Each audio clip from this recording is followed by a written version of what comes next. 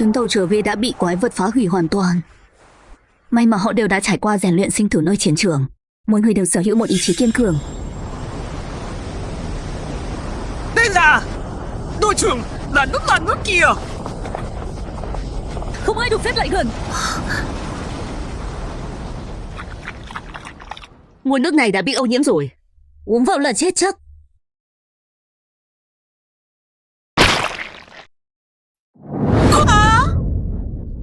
Kể từ khi vết nứt không gian xuất hiện và quái vật tấn công, hơn 2/3 khu vực trên thế giới đã bị nhiễm độc. Loại độc tố này cực kỳ đáng sợ. Ngay cả những võ giả lợi hại nhất cũng không thể tự mình loại bỏ được nó. Ở bên ngoài thành phố chỉ có thể uống nước lọc mang theo và ăn thịt tổng hợp không độc hại. Mọi người cố gắng lên vài tiếng nữa thôi là sẽ về đến thành phố. Lúc đó tôi sẽ tự bỏ tiền túi với mọi người ăn đồ nướng ở tiệm Thúy Hoa. Thật là tuyệt quá.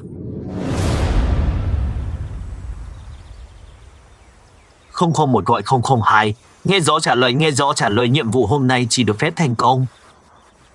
Không được thất bại. 002 nghe rõ. Ra tay.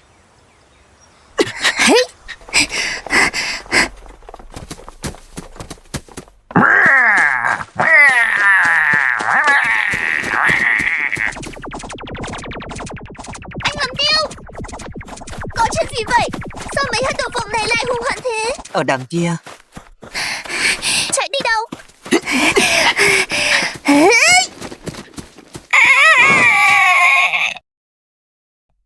Tiểu Bạch, mày đã chạy suốt băng hải rối mà tao vẫn chưa bắt được mày. Anh Lâm, hết con đáng yêu thế này.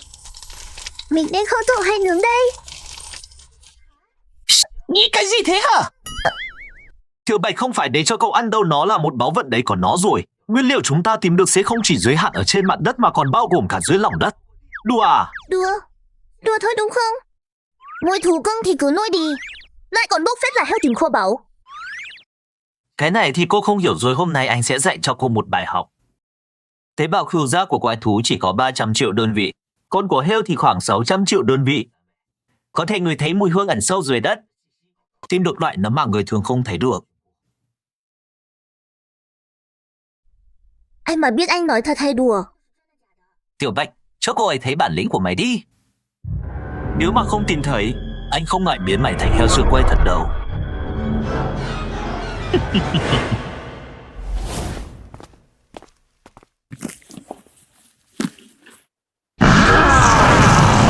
Cái gì đây?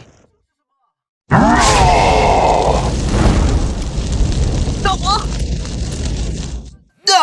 Anh Lâm Tiêu, để em giải quyết hắn.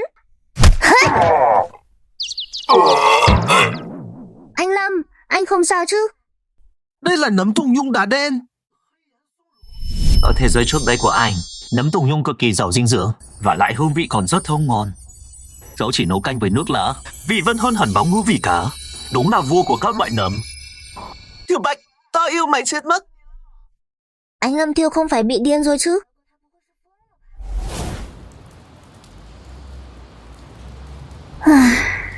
Chị em hồi trước có gọi điện riêng, dặn em kỳ nghỉ phải chăm sóc anh Lâm Tiêu. Em cũng nhờ thế mà có phúc chứng kiến được không gian linh khí của anh ấy. Nhưng đầu óc anh ấy toàn nghĩ chuyện tự bỏ tiền làm công hộp giá rẻ. Đến lúc chị mà hỏi tới, anh chẳng biết phải giải thích thế nào. Nói là nước nấu từ miếng nấm đó á?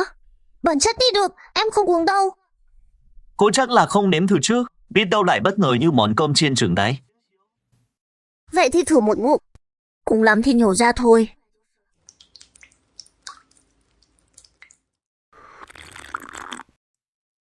Hương vị thế nào hả?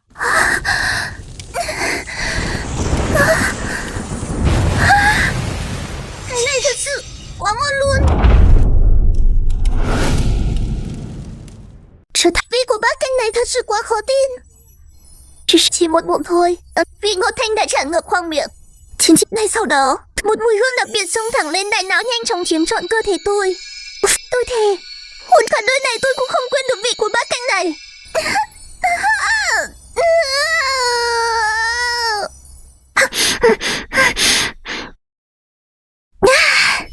Cảm giác này, cơ thể mình.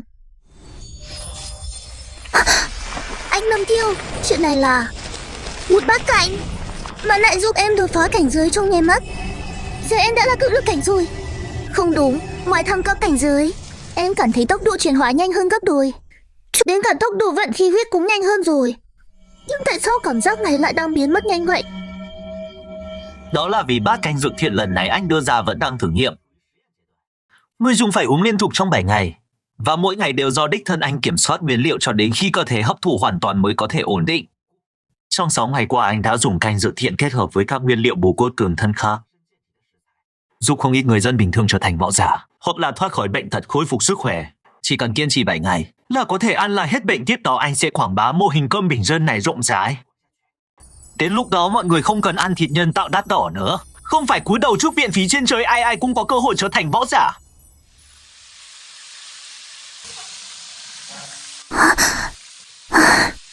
Chị ơi, chị mau về đi. Dạo này Lâm Tiêu đang làm cơm bình dân đã 6 ngày rồi. Ngày nào cũng lộ không ít tiền. Em khuyên thế nào cũng không được. Giang chịu đựng thêm vài tiếng nữa, chị về đến nơi ngay đây.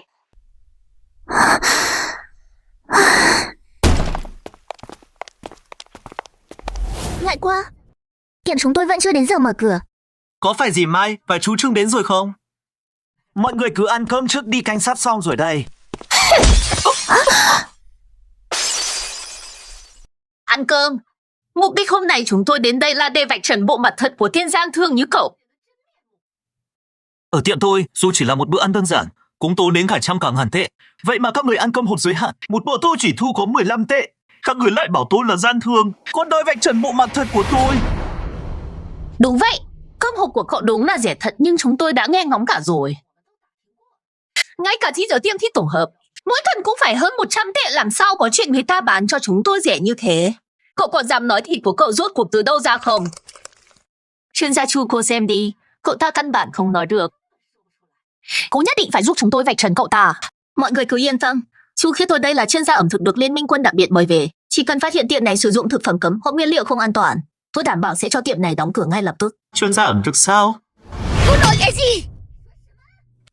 Dì Mai, có phải dì quên rồi không? Để nuôi đứa con trai không chút thiên phú võ học lại còn ở lại lớp suốt 3 năm của dì, lúc cận kiệt tài sản để nó trở thành võ giả. Chỉ vì ở đây có món ăn giúp người ta thành võ giả, dì đã quỳ xuống cầu xin Lâm Tiêu giúp đỡ thế nào? Còn cả chú Trương nữa. Từ khi bà nhà chú bị liệt, hay thân giả các người bị con trai đuổi ra khỏi nhà phải đi ăn xin ngoài đường. Nếu không phải Lâm Tiêu thấy hai người đáng thương, cung cấp cơm hộp bình dân, chú tưởng ba nhà chú có thể đứng dậy đi làm để cùng chú kiếm tiền sao? Con danh này thì biết cái gì? Đừng có ở đây mà hù dọa người khác.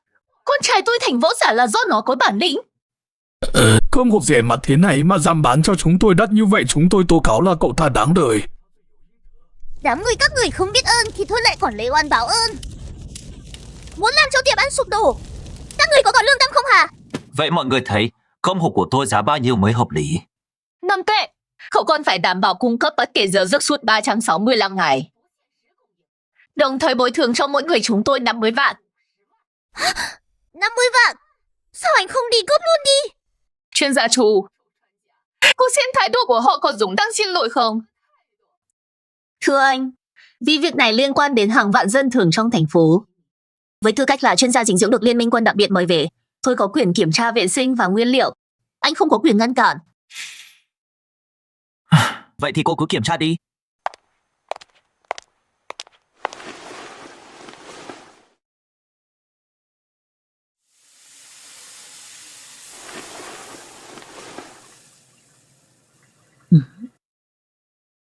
Vệ sinh ở đây là tốt nhất tôi từng thấy cho đến nay. Ngay cả chuỗi cửa hàng thịt tổng hợp lớn nhất thành phố vệ sinh bếp sau cũng không thể so được với nơi này. Không thể nào. Đây chắc chắn là làm màu để đối phó kiểm tra thôi. Xem trong tủ lạnh của Hẳn chắc chắn có thịt thối. Thực phẩm độc hại khá lắm. Đúng là có một số gian thương chỉ biết làm máu bên ngoài. Tủ lạnh mới là nơi tệ hại nhất. Nếu tên này thực sự dùng thực phẩm độc hại, tôi đảm bảo sẽ khiến hắn biến mất khỏi thành phố này mãi mãi.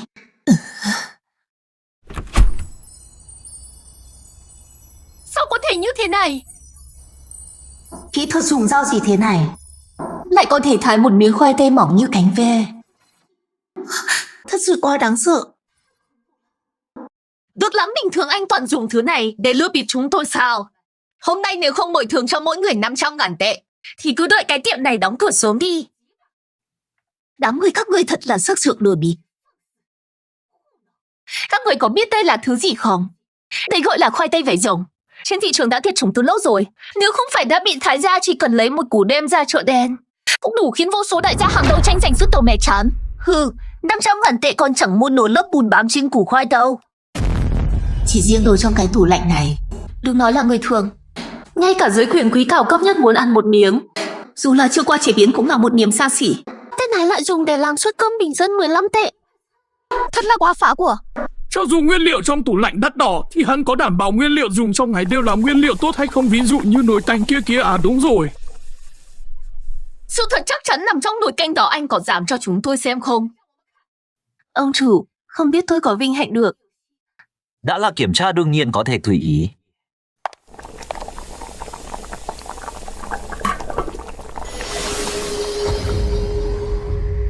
Chuyện này làm sao có thể?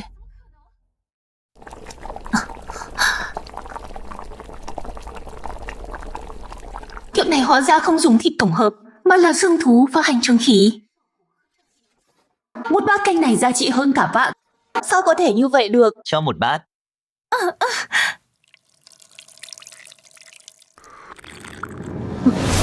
Ngon quá đi mất.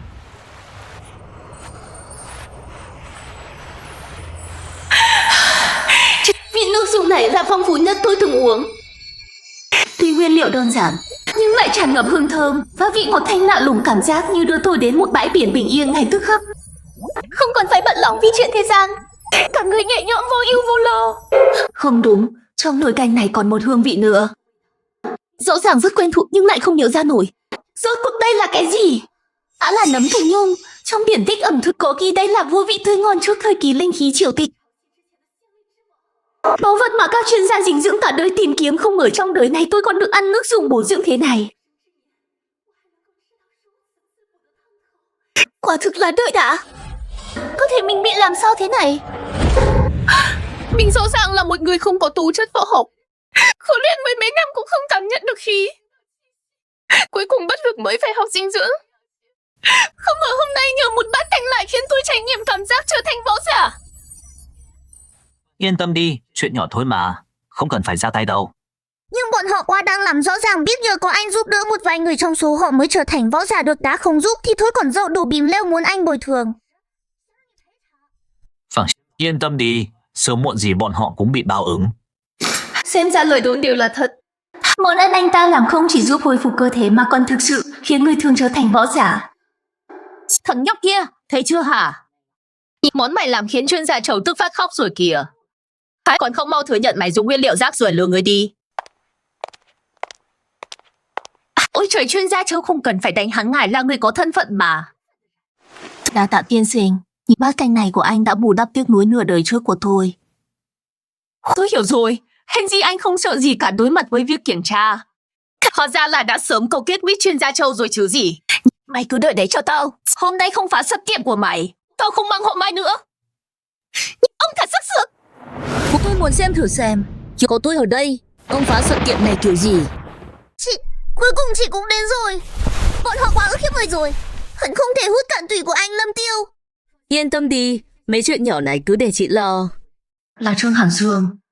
Thảo nào lần này cô ta liên tục nổi bật ở tiên tiến. Xem ra đều là nhờ sự giúp đỡ của các món ăn nhỉ. Tôi nhất định sẽ không thua cô ta đâu. Tiệm ăn này không chỉ mở cửa cho bình dân mà còn là địa điểm của hiệp hội võ giả và là nơi ăn uống cố định của tinh thần quân đoàn. Ai cho các người lá gan đó dám công khai nghi ngờ sự tồn tại của tiệm này? Cô nói gì thì là cái đó chắc. Cô là cái thá gì chứ? Xem ra là tôi ở tiền tuyến quá lâu không lộ diện khiến một vài người trong các người quên mất sự tồn tại của tôi rồi. Ôi trời, chém gió ghê thật cô bé. Tôi thấy tuổi cô cũng đâu có lớn mà còn dám nhắc đến tiền tiến. Lỗi người các người. Đến huyết thương vi, Trương Hàn Sương lừng lấy mà cũng không biết. Đúng là mắt chó coi thường người khác. Trương Hàn Sương, tôi có nghe qua rồi, đó là người của nhà họ Trương đấy. Không chỉ là nhà họ Trương đâu, cô ấy ở trong quân đội cũng vô cùng nổi tiếng, hình như là thần tượng của con trai tôi. Giờ thì nói cho tôi nghe xem, tôi là cái thá gì nào? Cô là võ giả mà đừng quên quy định của thành phố này, các người không được tùy tiện ra tay với người thường. Và lại suất ăn bình dân rõ ràng là hắn tự nguyện đưa ra. Là do hắn tự mình rẻ trụng thôi. Mày nói cái gì? Tờ rơi này đúng là do chính tay tôi viết. Giúp đỡ các người cũng là do tôi nhất thời mùi lòng. Đúng là khó tránh khỏi trách nhiệm. Đúng rồi đó chàng trai à. Chuyện vừa rồi chỉ là hiểu lầm nhất thời giữa chúng ta thôi. Không cần thiết phải làm ầm lên như vậy. Tôi thấy thế này đi, chỉ cần cậu tiếp tục cung cấp suất ăn bình dân 15 tệ, chúng tôi cũng sẽ để cậu dựa chút thể diện chuyện vừa rồi ấy mà coi như chưa từng xảy ra thì sao? Dựa trên những gì đã xảy ra hôm nay, từ nay về sau, suất ăn bình dân sẽ bị hủy bỏ. Cái gì? Không được. Cậu không được bỏ cơm bình dân. Tôi với con trai tôi sau này biết ăn ở đâu? Đúng đó, cậu chủ nhỏ. Tôi với nhà tôi ăn quen cơm cậu nấu rồi. Chuyện lúc trước cũng chỉ là hiểu lầm thôi. Thế này đi, tôi trả thêm cho cậu 5 tệ, 20 tệ một bữa. Được rồi chứ? Các người đúng là hào phóng thật đấy. Có 20 tệ mà muốn ăn cơm ở chỗ tôi sao? Chúng tôi đã nhượng bộ rồi. Cậu rốt cuộc muốn thế nào? Hừ, muốn thế nào à? Lũ người các người, cùng với người nhà đều bị cho vào danh sách đen của tiệm. Vĩnh viễn không phục vụ. Giờ thì cút hết đi cho tôi. Đúng rồi, nhắc nhở thân thiện hai người một chút. Một khi đã ăn ruột thiện tôi nấu, bắt buộc phải ăn trong 7 ngày để ổn định. Thiếu một ngày thôi là công sức đổ sông đổ biển hết. Hai người tự lo liệu đi. Cái này...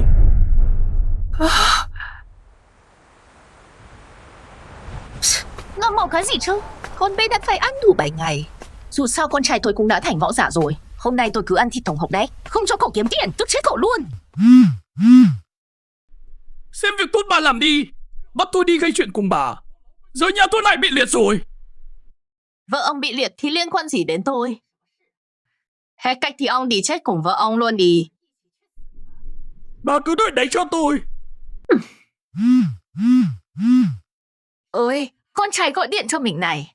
Mẹ ơi, có chuyện rồi. Khí tức trong người con vừa rồi không kiểm soát được. Chân khí chạy ngược làm vỡ đan điền rồi. Tố chất võ đạo của con hoàn toàn bị phế rồi. Cái gì? Không đúng. Chắc chắn sẽ có cách mà. Không làm võ giả được thì mình vẫn còn tiền.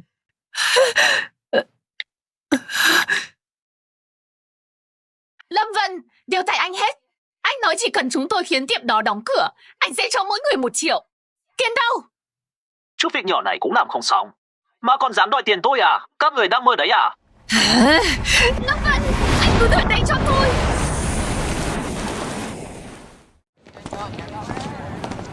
Lâm Tiêu, mày hại cha con tao chỉ có thể làm đồ chơi cho bọn nhà giàu tại sao chứ? Lần nào cũng không hại chết được mày. Được rồi, đưa đến đây thôi hai cha con các người. Biến đi cho khuất mắt. Anh yêu, chẳng phải đã hứa hôm nay mua nhà cho em sao? Chàng trai trẻ à? Cậu thật sự nghĩ tôi thèm để mắt đến cậu sao? Tôi chỉ chơi đùa chút thôi. Anh yêu của tôi đến rồi không thèm nói với cậu nữa. Anh yêu, anh nói đi hôm nay muốn mua gì nào? Em đều sẽ chiều anh hết. Sao cô có thể đùa dẫn tình cảm của tôi như vậy? Mau đưa tiền đây. Hai đứa nghèo kiết xác các người dám mắng anh yêu của tôi à?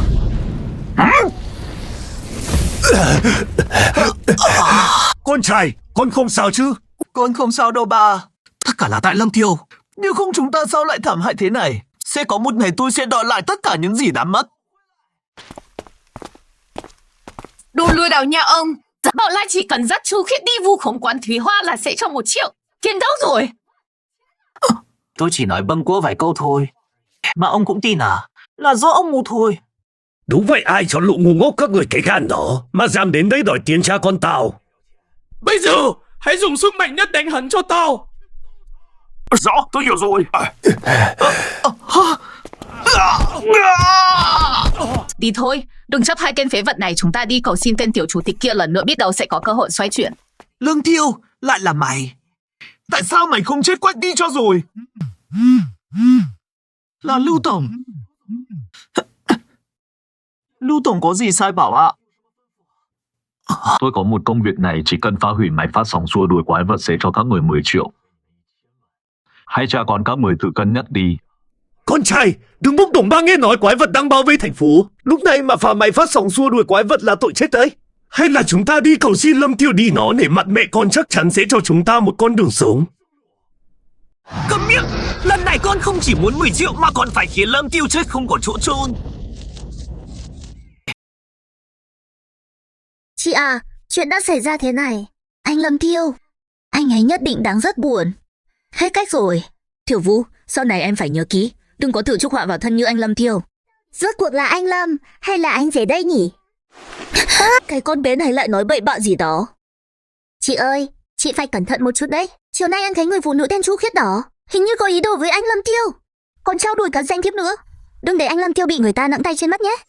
Lâm tiên sinh, xin hãy thứ lỗi cho sự bất kính trước đây của tôi. Nếu anh có bất kỳ yêu cầu nào, cứ gọi cho tôi ngay lập tức. Được. Anh ấy chắc không dễ bị dụ đi như vậy đâu nhỉ. Trước giờ mình vẫn bán đồ ăn nhanh bình dân, tuy có vẻ như đang thua lỗ, nhưng thực tế mỗi đêm như buổi tiệc của hiệp hội võ giả và các quân đoàn giúp thu nhập thực tế mỗi ngày của mình lên tới hàng vạn. Sẽ không lâu nữa đâu, mình có thể mở khóa toàn bộ không gian linh khí. Đến lúc đó, mình có thể trở thành võ thần, đứng trên đỉnh cao của thế giới này, sau đó quảng bá món ăn của mình. Sẽ không còn kẻ vô ơn nào dám hại mình nữa. Lâm Tiêu, mày chắc là biết mẹ chúng ta mất tích ở nơi phát nguồn linh khí rồi. Chẳng lẽ mày không tò mò một chút nào về lý do mẹ mất tích sao? Rốt cuộc là có chuyện gì? Muốn biết sự thật à? Cho mày 10 phút để đến rìa thành phố. Quá giờ tao không đợi đâu. Con trai, có thật sự phải làm vậy không? Lỡ như thiết bị xua đuổi quái thú mất tác dụng, chúng ta có thể sẽ chết đấy. Sợ cái gì? Con đã mua thiết bị xua đuổi quái thú từ lâu rồi. Quái thú bình thường không thể nào lại gần chúng ta được đâu. Hơn nữa, khi chưa có tin tức của mẹ, Lâm Tiêu không đời nào trơ mắt nhìn chúng ta chết đâu. Nhưng mà... Đến lúc đó, con phải tận mắt nhìn thấy nó bị quái thú xé xác. Xem ra mẹ không thương lầm anh rồi, chỉ một câu mà anh đã ngoan ngoãn đến rồi nói đi rốt cuộc chuyện của mẹ là thế nào. Tại sao lại mất tích muốn biết chuyện của mẹ à? Xuống hỏi Diễm Vương đi. Ba, giật tay.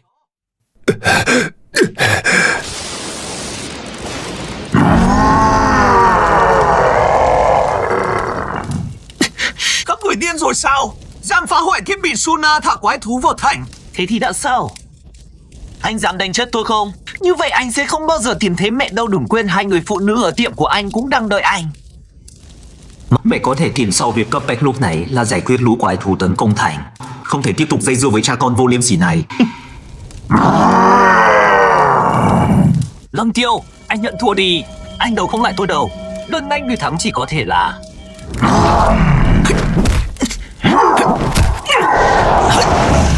Chuyện này sao có thể? Nếu đã là chuyện do anh gây ra vậy thì anh cứ tận hưởng đi.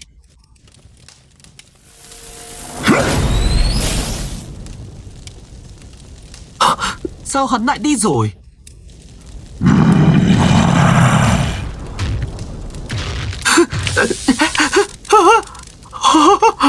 Ba cứu con! Cảnh báo, Trong thành phố xảy ra thú triều thảm họa cấp 3. Yêu cầu toàn bộ võ giả dưới võ linh cảnh và người thường lập tức quay về nhà lánh nạn. Tổng cộng lại, Rõ ràng rìa thành phố có thiết bị Sona đuổi thú cao thần, tại sao lại xảy ra thú triều Lâm Tiêu đâu rồi anh Lâm Tiêu? Anh ấy nghe một cuộc điện thoại rồi chạy về phía rìa thành phố rồi. Hỏng rồi, hiện tại đợt tấn công thành phố là thú triều cấp 3 đó. Ngay cả tôi cũng khó mà tự bảo vệ mình. Tôi nhất định phải tìm thấy anh ấy. Con trai, khí huyết của ba đã cạn kiệt rồi. Chúng ta phải làm sao đây? và đừng sợ sau lưng cha con mình còn có Lưu Tổng mà còn gọi điện cầu cứu ông ấy ngay. xin chào, số máy quý khách vừa gọi không tồn tại, vui lòng gọi lại sau. Cái gì? Hắn dám lừa tôi?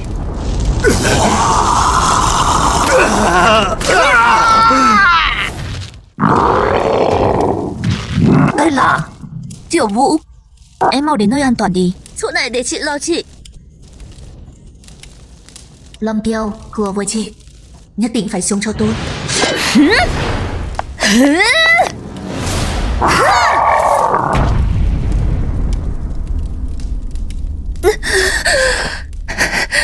Hỏng rồi, khí huyết trong người mình đã cạn sạch.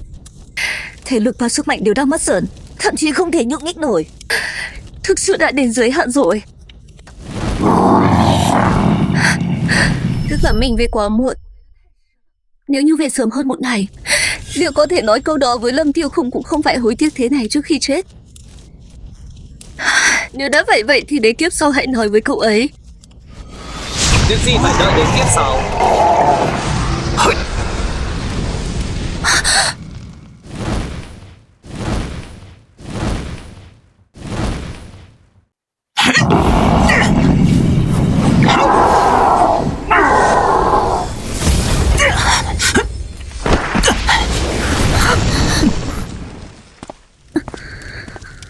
À đúng rồi, này anh định nói gì với em thế?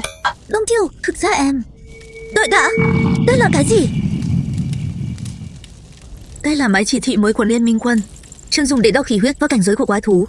Không thể sai được. Nói cách khác, con quái thú này đã liên tục đột phá 2 đại cảnh giới trong thời gian ngắn. Thủ võ linh cảnh thăng cấp lên võ vương cảnh.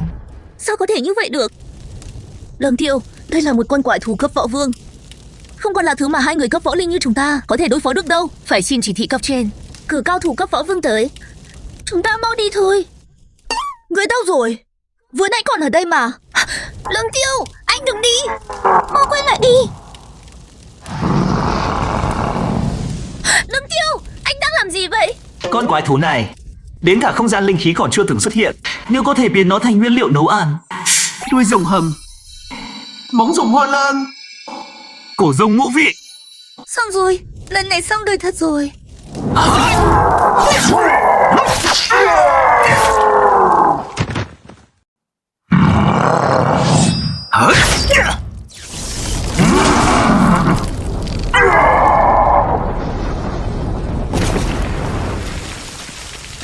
Cái gì? Nó nổi điên rồi. Mau tránh ra đi. Giờ sẽ cho ngươi thấy thực lực thực sự của ta. Được mà.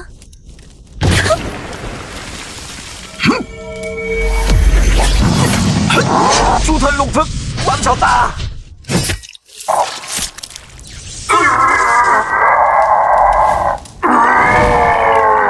Còn muốn chạy sao? Đập, cắt, thái, băng. Tiểu Vũ, thu hàng thôi.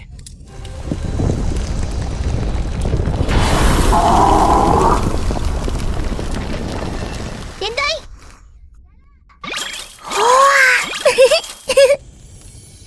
Chiến lợi phẩm này, thằng em đó. Cái này quý quá, không hay lắm đâu. Anh Lâm Tiêu, không được đâu. Nhiều quá rồi, đến không xế nữa. Ngốc thật, không biết tìm thêm mấy cái giỏ à? Đi nhặt đôi cánh đó lên đi. Tối nay anh làm món cánh rồng khô cho em. Dạ vâng. Tiểu Vua cuối cùng cũng khôn lớn rồi. Còn về Lâm Tiêu, anh ấy. Sau khi mạng lưới phòng thủ thành phố bị con người cố tình phá hoại đêm qua, một lượng lớn quái vật đã tràn vào thành phố. Nhưng may mà thành phố chúng ta có liên minh quân bảo vệ. Trong tình trạng không có ai thương vong, lũ quái vật đã bị tiêu diệt hoàn toàn. Ngươi thực sự nghĩ mình thắng rồi sao? Không xong rồi thưa sứ giả, nhiệm vụ thất bại rồi, 2 tên phế vật đó cũng chết rồi. Vậy chẳng phải càng tốt sao, chuyện này giờ đã không còn đối chứng. Sứ giả, ý của ngài là... Dù là phá hoại thành phố hay nhắm vào tiệm ăn nhỏ đó, cũng chỉ là một phần nhiệm vụ mà thôi. Nhiệm vụ thực sự lần này là thả quái vật vào thành phố. Tại sao? Ngươi là người từng trải qua nạn đói chắc hẳn phải biết. Tại sao thành phố phải lập mạng lưới phòng thủ để ngăn quái vật xâm nhập? Ngoài việc bảo vệ người dân ra, nguyên nhân lớn nhất là trong máu quái vật chứa lượng lớn virus đặc biệt. Một khi máu ngầm xuống lòng đất sẽ nhanh chóng nhiễm vào đất và nguồn nước. Ngay cả máy lọc lớn của thành phố cũng không lọc nổi. Tôi đương nhiên biết đâm đó cả thành phố, vì nhiễm máu quái vật mà biến thành thành phố quái thú. Từ ngày mai, hãy tiêm thứ này vào thịt nhân tạo. Đây chẳng phải là bổ sung thơm sao? Tuy có thể tạm thời ức chế virus máu thú, nhưng nó gây nghiện cực mạnh. Đã bị cấm từ lâu rồi sứ giả. Nếu để dân chúng dùng thứ này, lúc đó sẽ xảy ra bạo động mất. Sợ cái gì? Người nghĩ xem. Chỉ cần đem loại thịt nhân tạo mới của chúng ta quảng bá rộng rãi ra ngoài, không quá 3 ngày, cả thành phố này sẽ nằm trong tay chúng ta. Đến lúc đó muốn cứu con trai ngươi chẳng phải chỉ là chuyện nhỏ sao? Đương nhiên là ngoài thịt nhân tạo ra, phải khiến mọi món ngon trên đời biến mất hoàn toàn. Sứ giả, vậy ý ngài là... Người thấy sao?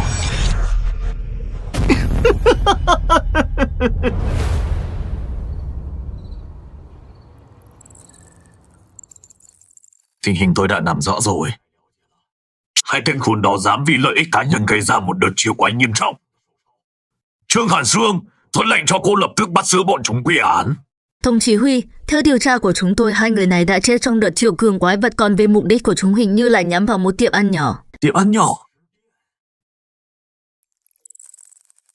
Tổng chỉ huy, những món ngon do ông chủ tiệm này làm ra không chỉ sắc hương vị vẹn toàn mà còn có ma lực thần kỳ giúp đột phá. Những món ngon thất truyền đã xuất hiện trở lại, chứng tỏ Long Quốc ta vẫn còn hy vọng.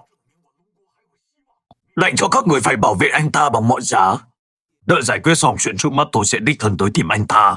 Tiểu thư, tôi chỉ đùa thôi mà. Trên đời này làm sao có người nấu ăn ngon hơn cô được chứ? Chúng ta về nhà đi được không?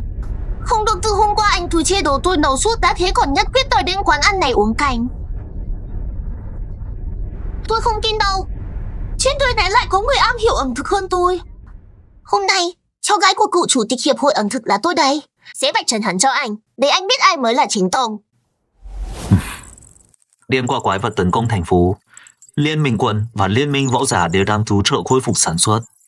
Chắc là lúc này quán cũng chẳng có khách đâu. Dù sao cũng không có ai. Hay là nghỉ ngơi vài ngày cho xong. Anh là Lâm Tiêu. Cút ra đây cho tôi. Hả? Anh là Lâm Tiêu à? Trông cũng chẳng ra sao cả. Cậu dám thi nấu ăn với tôi không? Cô là ai thế? Tại sao tôi phải thi với cô? Ông chủ, anh đừng giận bạn tôi đầu óc hơi có vấn đề, đừng chấp cô ấy làm gì. Thôi bỏ đi. Mau đưa cô ta đi là được, tôi chẳng buồn chấp cô ta.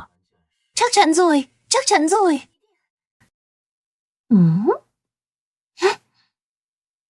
Mau bỏ cái chảo sát huyền hắc tôi luyện 3 tháng này xuống.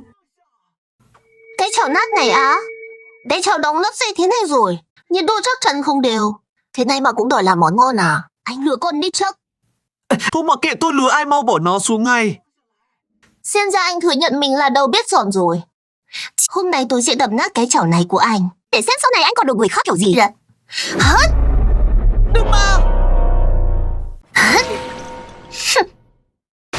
Cái nồi của tôi! Cô có biết không, để dựng tô trước nồi sắt này, ngoài việc mỗi ngày phải tôi dầu để lớp mang dầu thấm đẫm vào từng kẽ hở, còn phải dùng nó nấu đủ 108 món khác nhau mới luyện được chiếc nồi này thành nồi bách vị đấy. Tôi nói này Kiều Kiều, người ta chỉ là không muốn tỉ thí với cô thôi. Sao cô lại phá hoại nồi của người ta chứ? Mau xin lỗi đi. Dựa vào cái gì chứ? Còn bế đặt nồi bách vị, tôi còn chưa nghe qua bao giờ. Huống hồ anh ngay cả tỉ thí nấu nướng cũng không dám, mấy lời vừa rồi rõ ràng chỉ là trò lừa bịp của hạng đầu bếp dởm thôi. Chẳng phải chỉ là cái nồi rách thôi sao? Dù sao hạng đầu bếp dởm như anh cũng chẳng dùng tới. Cùng lắm thì tôi đến chút tiền là được chứ gì, chúng ta đi. Đập nồi của tôi rồi cô nghĩ muốn đi dễ dàng vậy sao? Không phải cô muốn tỉ thí nấu ăn sao? Được, hôm nay nếu cô thua phải đến cho tôi một cái nồi y hệt thế này, bằng không chuyện này không xong đâu. Tỷ, chẳng lẽ tôi lại sợ hạng đầu bếp dởm như anh à? Hôm nay tôi sẽ cho anh mở mang tầm mắt. Thôi xong rồi. Lần này tiêu đời thật rồi. Đã là tỉ thí, vậy anh nói đi, anh có món tủ nào không? Đã là một đầu bếp dởm như anh, nhưng tôi cũng không làm khó anh. Cứ sâu món trứng thú xào đi. Cái gì? Trứng thú sao? Nên biết trứng thú không phải là trứng gà của 100 năm trước. Món này nghe thì có vẻ đơn giản nhưng thực tế thao tác cực kỳ khó. Bởi vì dịch trứng quái thú không chỉ đặc quánh và hôi tanh mà còn chứa đựng tinh hoa của quái thú. Nếu không kiểm soát tốt lửa, món này chắc chắn sẽ vừa tanh vừa thối. Ăn vào còn khiến khí huyết đảo lộn, đúng là một thảm họa kinh hoàng.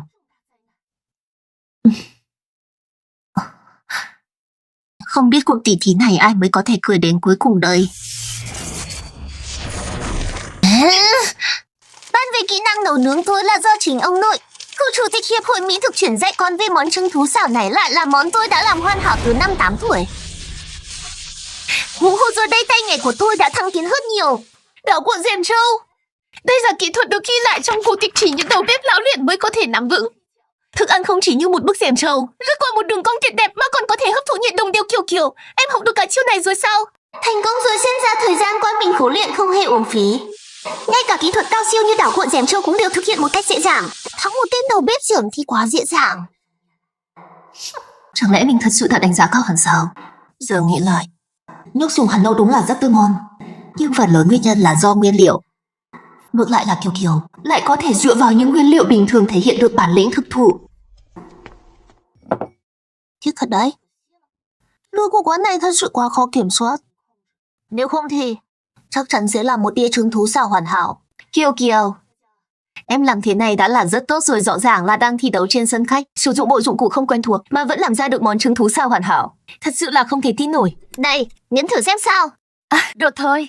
Nếu tôi là cô, tôi sẽ không bao giờ ăn cái thứ này đâu. Đừng có kiểu ăn không được rồi chia nhau còn xanh. Anh không cho Tiểu Khuyết ăn món này là sợ mình sẽ thấy xấu hổ chứ gì. Tôi chỉ sợ có kẻ ăn xong món của cô lại hối hận vì đã sinh ra trên đời này. Anh muốn chết à? Anh muốn chết à? Đủ rồi, đừng cãi nhau nữa.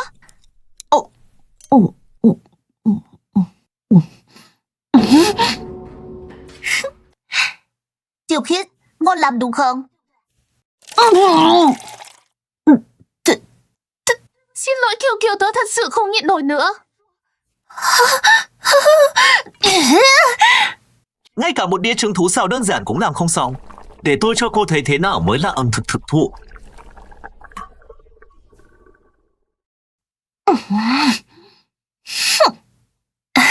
Kiều Kiều, tha lỗi cho anh đi, mà vừa nãy anh thật sự không nhịn được, lần sau tuyệt đối không thế nữa đâu.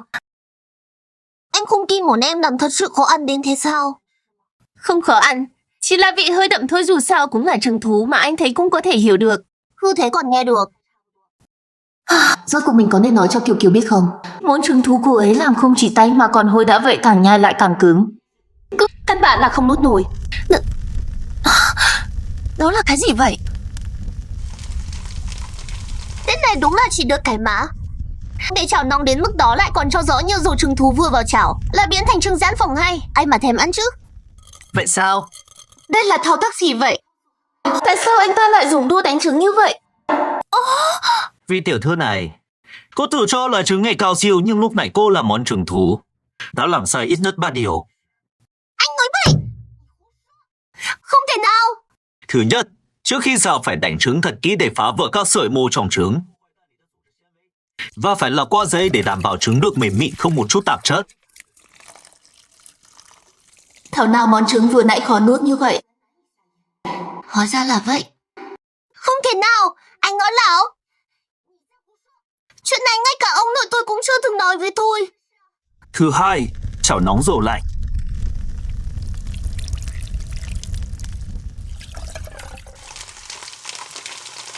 Lớp dầu nóng ban đầu chỉ để láng chảo. Làm vậy trứng không chỉ nhanh định hình mà còn không bị dính chảo. Sao có thể như vậy được? Cuối cùng đợi định hình rồi mới đảo mới có thể tạo ra đủ hơi lửa hương trứng thơm nước muối.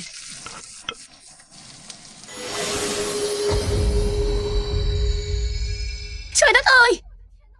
Anh ta chỉ đảo nhẹ vài cái mà đã kích hoạt được tinh hoa quái thú. Không thể nào. Chuyện này tuyệt đối không thể nào.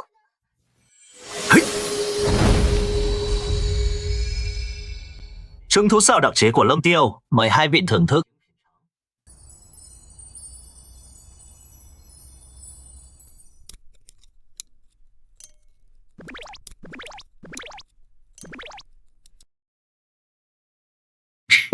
Trời đất ơi! Rõ ràng là loại trứng thú đơn giản nhất, nhưng qua bàn tay chế biến của anh ta lại có thể mềm mịn mượt mà đến thấy hương thơm nước mũi, giống như một tác phẩm nghệ thuật, đến mức tôi không nỡ hạ đũa. Chu tiểu thư thử trước đi.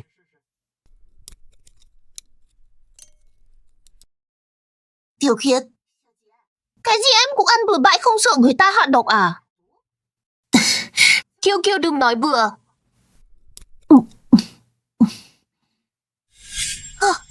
Sao trứng thú xào này lại mềm một thế? Hương trứng thật đậm đà.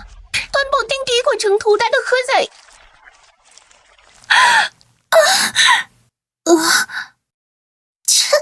Tôi đã bảo rồi mà, tên này nấu ăn chỉ toàn làm màu thôi. Sao mà thắng nổi chứ? Không, Kiều Kiều, cậu thua rồi. Tiểu Khiết, cậu có nhầm không đấy? Sao mình có thể thua được chứ? Anh đã làm gì hả? Có phải anh bỏ thuốc vào món ăn để mê hoặc Tiểu Khiết không?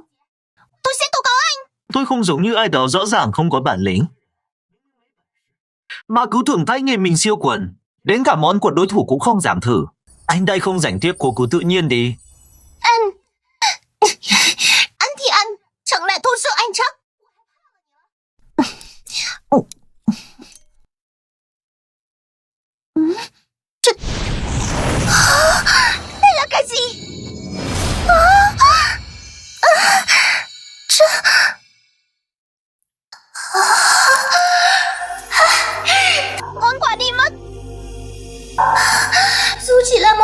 xào đơn giản. Nhưng mà đây là món trứng thú xào ngon nhất tôi từng ăn trong đời. Khoan đã. Không đúng, đây là cái gì? Đây là cái gì vậy? Ông chủ, tại sao món trứng thú xào của anh lại khác bên ngoài thế? Nó có vị hơi cay nồng và tê nhẹ. Bị phát hiện rồi sao được rồi. Thực ra tôi cũng chẳng làm gì nhiều. Tôi chỉ là lúc món trứng thú xào sắp ra đĩa đã rắc thêm một ít bột tiêu chẳng thôi. Cái gì? Cái gì? Hóa ra là hạt tiêu. Đó chính là thứ mà ông nội hội trưởng chống lưng cho tôi đã dành cả đời để tìm kiếm loại gia vị đó. Không ngờ nó lại nằm trong tay anh ta. Hèn gì một món trứng thú xào tầm thường lại được anh ta làm ra một cách hoàn hảo. Tôi thừa nhận món này tôi thua rồi, nhưng không phải vì kỹ năng nấu nướng của tôi kém anh, mà là vì gia vị của tôi không đầy đủ như của anh thôi. Anh cứ đợi đấy cho tôi sẽ không tha cho anh đâu. Cứ thử xem.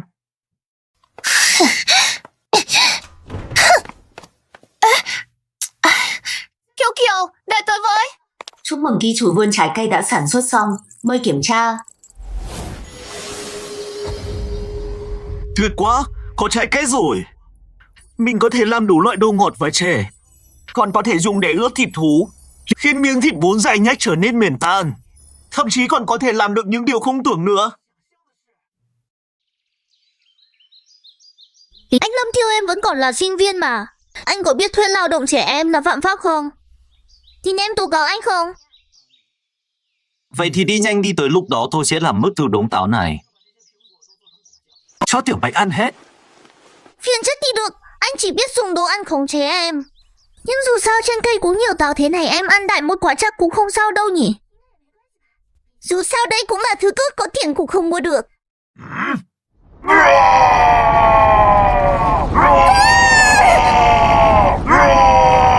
Anh Lâm Tiêu, chuyện này rốt cuộc là sao? Quên chưa nói với em. Thứ này gọi là táo la hét, chỉ có thể hái lúc chúng đang ngủ. Một khi chúng tỉnh giấc và bị giật mình sẽ héo khô ngay lập tức. Cái gì? Vậy chẳng phải là lãng phí bao nhiêu táo quý sao? Dĩ nhiên là không, tất cả là nhờ của em đấy. Vì vừa nãy tôi phát hiện tuy táo đã héo, nhưng mùi vị lại đậm đà gấp trăm lần táo thường. Anh Lâm Tiêu, ý anh là Mang đống táo này theo tôi dẫn em đi câu cá. cái gì?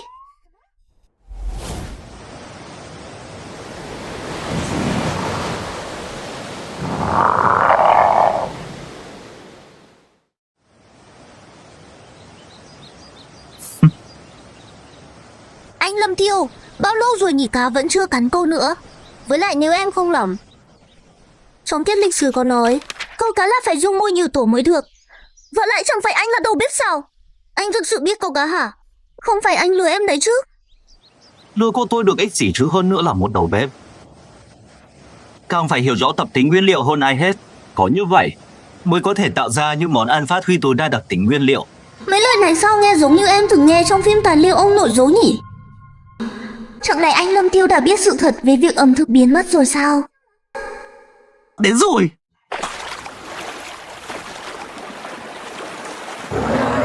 Cá cắn câu thật rồi. Anh Lâm, đừng động đậy để đau em nào. Đúng. Hey. Anh Lâm Tiêu, cứu mạng với. Mình quên chưa nói với cô ấy, trải qua sự tẩy lễ của linh khí, cá thả trong đầm lúc đầu đều đã thành linh ngư, Thực lực áp sát cảnh giới võ tôn. Trước đó mình mãi không ra tay chính là vì không có đồ ngọt làm mồi. Thêm nữa là khi dùng nước, thực lực của võ giả sẽ bị hạn chế. Ngay cả mình cũng không phải đối thủ của nó. Nhưng giờ tình thế đã khác, mình đã đạt đến võ vương cảnh. Con cá này ta nhất định phải có.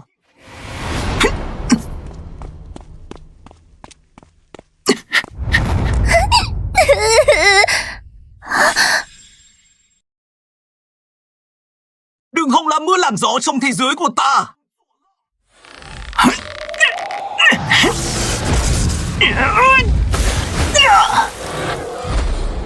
Trời đất ơi, trong đầm nước này lại có con cá to thế này sao?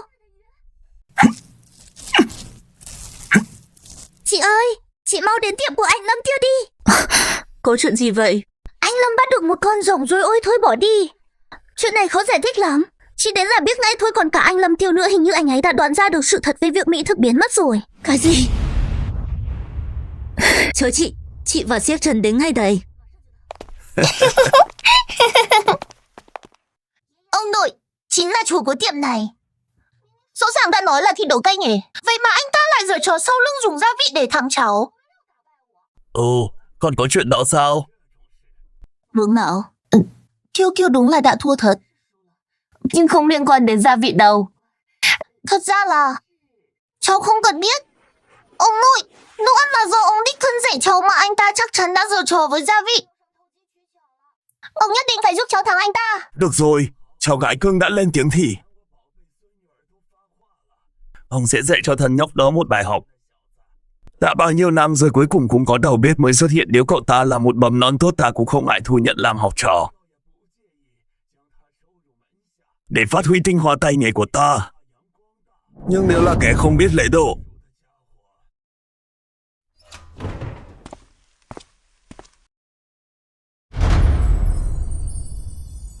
cậu đang làm gì vậy? Mau dừng tay lại đi! Cậu đang làm gì thế? Mau dừng tay lại đi! Đây là loại cá đã hấp thụ linh khí, cá tẩm long đã hóa cứng hoàn toàn, nguyên liệu cực phẩm đấy. Không ngờ đời này tôi còn có cơ hội thấy nó bằng xương bằng thịt. Ông là ai thế? Tôi chẳng phải đã nói là quán không tiếp cô sao? Sao cô lại tới nữa rồi? Anh đừng có mà đắc ý. Hôm nay tôi đến để lấy lại danh dự đây. Có rồi thì đấu với ông nội tôi một trận đi. Nếu thua, anh phải cúi đầu xin lỗi tôi, rồi bái tôi làm sư phụ.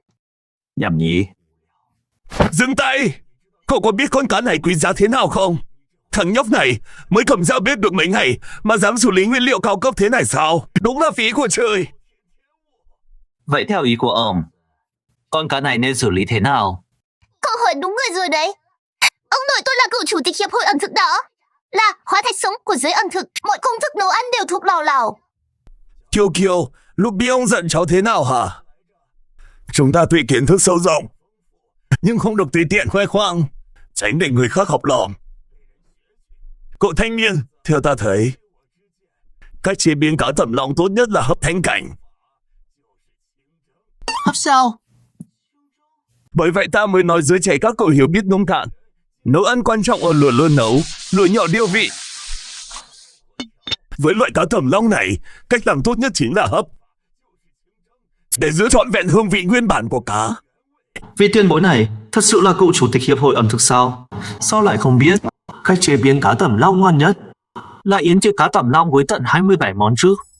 Dù thế giới này không có nhiều gia vị phụ trợ, thì làm món cá tầm 7 món cũng được mà. Tiếc là phần lớn đất đai đã bị quái vật tàn phá. Nếu không, dùng gần nghìn năm và các gia vị đã thất truyền, lão phu cũng có thể miễn cưỡng làm ra món cá này với 9 phần hương vị. Nhóc con, ta thấy ngay cả hấp cậu cũng chẳng rảnh. Nguyên liệu thế này mà vào tay cậu chỉ có phí của trời. Hay là nhường con cá này cho lão phu đi, coi như chúng ta kết một đoạn duyên. Anh Lâm Tiêu, đồng hành với gương này anh có cần nữa không? Nhờ biết sắp hết chỗ để rồi. Chuyện này làm sao có thể?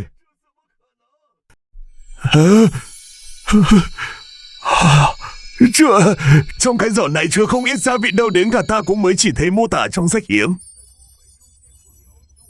Chưa từng được tận mắt nhìn thấy những thứ này, đúng là bảo vật mà. Cậu thanh niên, thấy cậu mới chân ướt chân rào đến. Có nhiều gia vị thế này trong tay cậu cũng chỉ lãng phí chi bằng hãy nhượng lại chỗ gia vị và cá này cho lão phu có thể phá lệ nhận cậu làm đồ đệ. Kiều Kiều, đi mang cả đi, hôm nay ông sẽ liên lạc với mấy lão già kia. Chủ tài cho cháu xế một phen. Tuyệt quá, xem chừng là hôm nay lại có cơ hội được ăn món ông nội nấu rồi. Vâng. Xế chút nữa thôi. Tôi không quan tâm ông là chủ tịch hiệp hội nào. Tóm lại ở cái tiệm nhỏ này, tôi là người quyết định. Đồ của tôi không ai được phép mang đi. Mày nghĩ mày là ai hả? Đừng tưởng biết chút nấu nướng là oai ta nói cho ngươi biết. Dù không bàn đến tài nấu nướng của ông nội ta, thì ông ấy cũng là cường giả cấp võ tôn. Ông ấy không phải hạng kiểu nhân vật như ngươi, có thể dễ dàng đắc tội đâu. Cường giả cấp võ tôn thì có thể tùy ý cướp đoạt sao? Ta đây cũng rất muốn diện kiến thử. Cường giả cấp võ tôn rốt cũng lợi hại đến mức nào? Luồng khí tức này là gì? Không lẽ cảnh giới của cậu thanh niên này là võ vương? Cho dù cảnh giới của ngươi cao hơn ông nội ta thì đã sao? Ta nói cho ngươi biết, ông nội ta là cựu chủ tịch hiệp hội mỹ thực, nắm giữ quyền kinh doanh của mọi cửa hàng trong thành phố. Chỉ cần một câu nói của ông ấy là tiệm của ngươi sập tiệm ngay. Đúng vậy. Đám trẻ bây giờ thật là không biết lễ độ, hay cả lão phu mà cũng dám đe dọa. Thanh Xuân huynh, chuyện gì bỏ qua được thì nên bỏ qua. Huynh việc gì phải chấp nhận với đám trẻ chứ? Esuna, Là các người.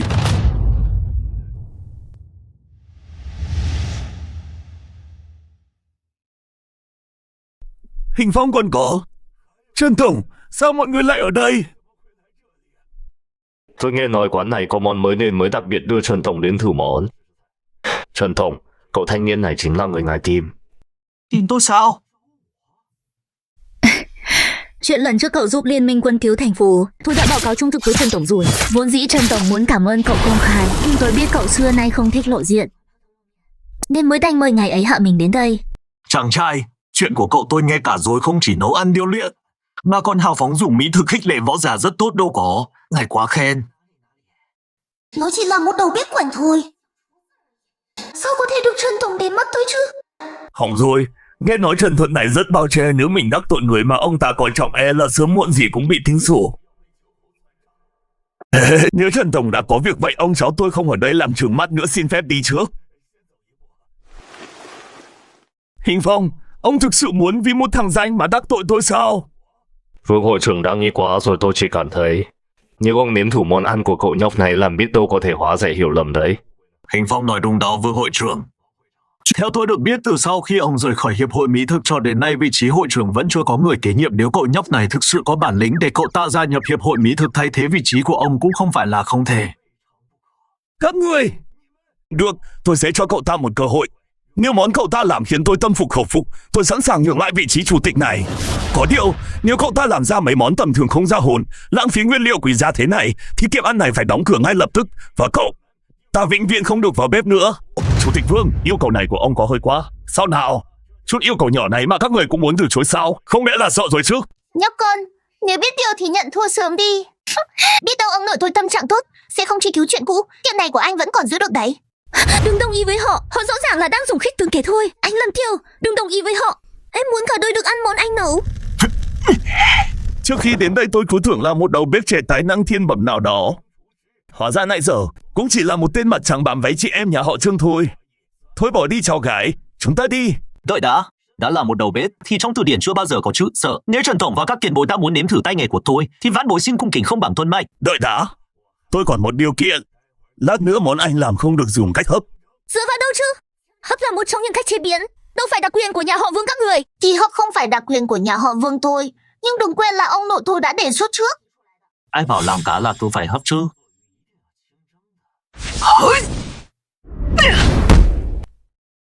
Hôm nay tôi sẽ cho các người thấy cách chế biến cá tầm thực thụ.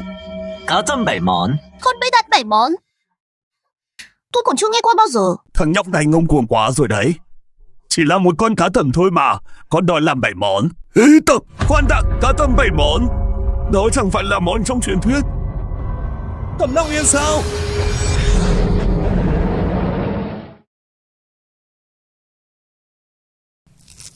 Không thể nào, tầm lòng thất vị là cách chế biến cao cấp nhất của cá tầm. Người nấu được món này không chỉ phải am hiểu tường tận về cá tầm, mà còn phải có đạo pháp xuất thần nhập hóa, lại còn phải thông thạo các kỹ năng chiên xào nấu nướng đạt đến mức tinh thông không tì vết mới có thể hoàn thành yến tiệc. Hơn nữa nó vốn đã thất truyền từ lâu trên đời này, không ai có thể làm được.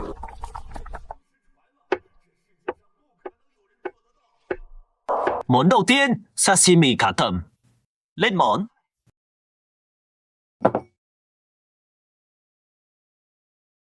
Đạo pháp gì thế này?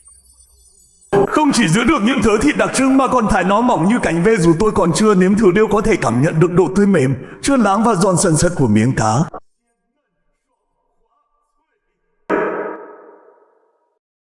Dù lát cá thái mỏng có thể ăn ra được vị tươi mềm trơn láng, nhưng thật đáng tiếc lát cá chỉ có thể ăn ra vị tươi của cá chứ chẳng có hương vị gì khác. Món này cũng chỉ là khôn lỏi thôi.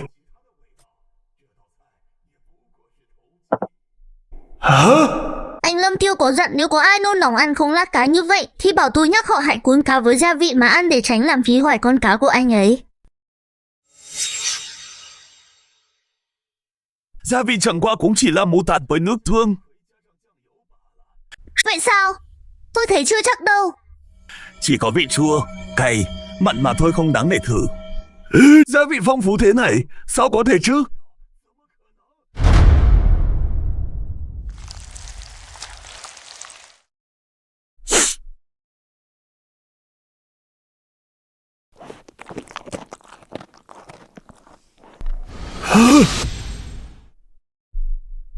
Ngon quá đi mất. Ngon quá đi mất, lúc đầu ăn miếng cá này chỉ thấy được sự tươi non, mềm mịn nhưng vì không có mùi vị gì nên độ ngon bị giảm đi đáng kể. Thế, nhưng những gia vị tưởng chừng đơn giản này lại càng kích thích thêm vị ngọt thanh của cá kết hợp với lạc rang giòn và hương thơm của dầu lạc. Cứ như miếng cá đang sống lại trong miệng tôi vậy rồi trôi tuột xuống dạ dày. Miếng cá này đúng là... Tôi đã... Mùi gì thế này? Mình còn chưa bắt đầu ăn mà đã thấy thèm chảy nước miếng rồi. Muốn nuốt luôn cả lưỡi vào trong bụng quá. Lên món thứ hai, đầu cá hấp ớt băm. Không ngờ lại là ớt băm và ớt tươi còn có cả rau mùi nữa. Những loại gia vị này chẳng phải đã tuyệt chủng ở thế giới này rồi sao? Tại sao lại xuất hiện ở đây? Nấu ăn thì cứ nấu đi. Vây vây hoa khỏe hoa số làm gì không biết. Nhìn thôi đã thấy mất hứng rồi. Kiêu, đừng chạm vào. Con cá này sống lại rồi. Kiêu, đừng nói linh tinh. Không ngờ lại có đầu bếp có thể phục dựng món ăn xưa đến mức này. Tốt lắm, Hàn Sương quả nhiên không nhìn lầm người. Thằng nhóc này lại có thể dùng đủ loại gia vị để phát huy triệt để linh khí còn sót lại trong thịt cá. Giờ tôi càng mong đợi hương vị của món này hơn rồi đấy. Trân Tổng, chỗ ớt băm này được làm từ linh thiêu, mùi hương vị cực kỳ nồng đậm. Tuyệt đối được ăn đấy.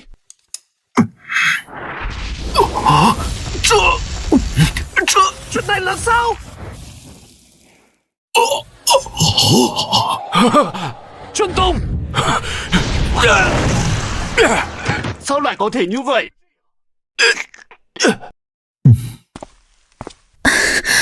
Lâm Tiêu, chuyện này rốt cuộc là sao? Dù tôi buộc phải thừa nhận tay nghề thằng nhóc này quả thực không tầm thường, nhưng cậu ta lại phạm phải một đại kỵ. Cái gì? Dù nói là cách nấu của cậu đã phục dựng tối đa hương vị trong thực đơn, nhưng cậu lại quên mất nguyên liệu và phụ liệu dùng bây giờ đều là loại biến dị do hấp thụ linh khí. Một khi kết hợp lại, linh khí khổng lồ sẽ lập tức xung kích cơ thể người ăn, khiến họ khó lòng chịu đựng, thậm chí là nổ xác mà chết.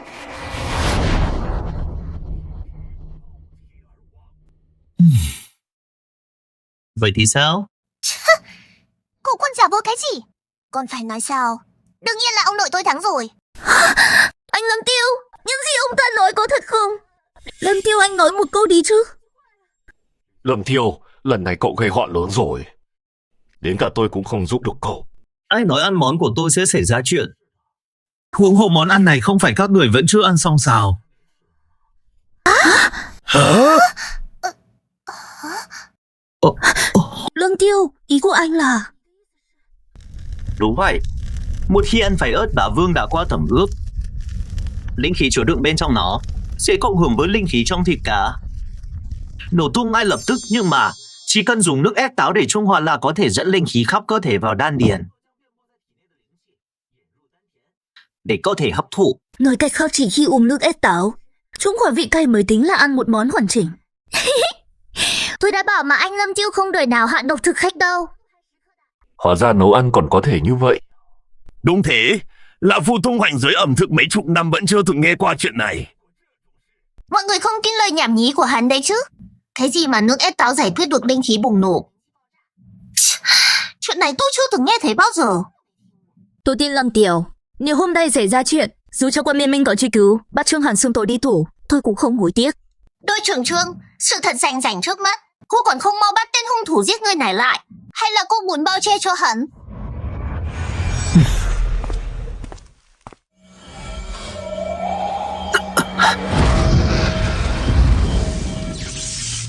Tránh. Cút ra.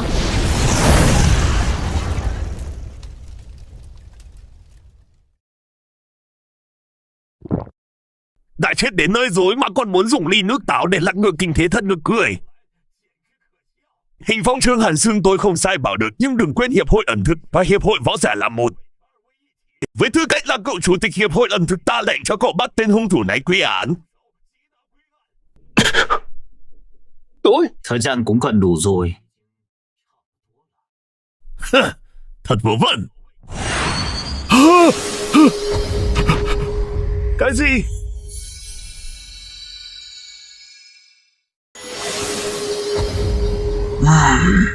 Tên Là sinh tử kiếp của võ giả. Trần Tổng vậy mà chỉ nhớ món ăn này, mà đột phá đến võ hoàng cảnh rồi. Chị ơi, sinh tử kiếp là gì ạ? Sinh tử kiếp là ngưỡng cửa của võ giả võ vương cảnh. Chỉ khi trải qua một lần sinh tử thực sự mới có thể bước vào hoàng cảnh. Một khi bước vào cảnh giới này, con người sẽ thoát khỏi sự trói buộc của cơ thể, có thể bay lượn trên không khí huyết hóa binh. Đây cũng là điều ông Lợi theo đuổi cả đời, mà vẫn chưa đạt tới được. Chẳng lẽ cậu ta sớm biết Trần Tổng bị kẹt ở cảnh giới này đã lâu, nên mới mượn hoa dâng Phật, cố ý để Trần Tổng ăn món này sao? Cậu ta đúng là quá thần kỳ. Chàng trai, cảm ơn cậu. Có điều, sao cậu biết tôi đang ở ngưỡng cửa đột phá? Từ lúc ngài bước vào cửa, tôi đã thấy hơi thở của ngài lúc mạnh lúc yếu không hề ổn định, nên tôi mạo muội đoán rằng ngài chắc chắn đã gặp phải nút thắt, đang ở ngay ngưỡng cửa đột phá. Chàng trai, đúng là sóng sau xô sóng trước. Lần này tôi không nhìn lầm người. Đứng lại. Nếu cậu đã giúp tôi thì lần này tôi sẽ giúp cậu đòi lại công bằng. Cái gì? Vương Thanh Sơn, trước đây tôi kính trọng ông là tiền bối, là cựu chủ tịch của Hiệp hội ẩn thực nên mới hết mực lễ độ với ông, nhưng ông nhìn xem rốt cuộc ông đã làm cái gì. Trần Tổng, tôi không hiểu ngài đang nói cái gì cả.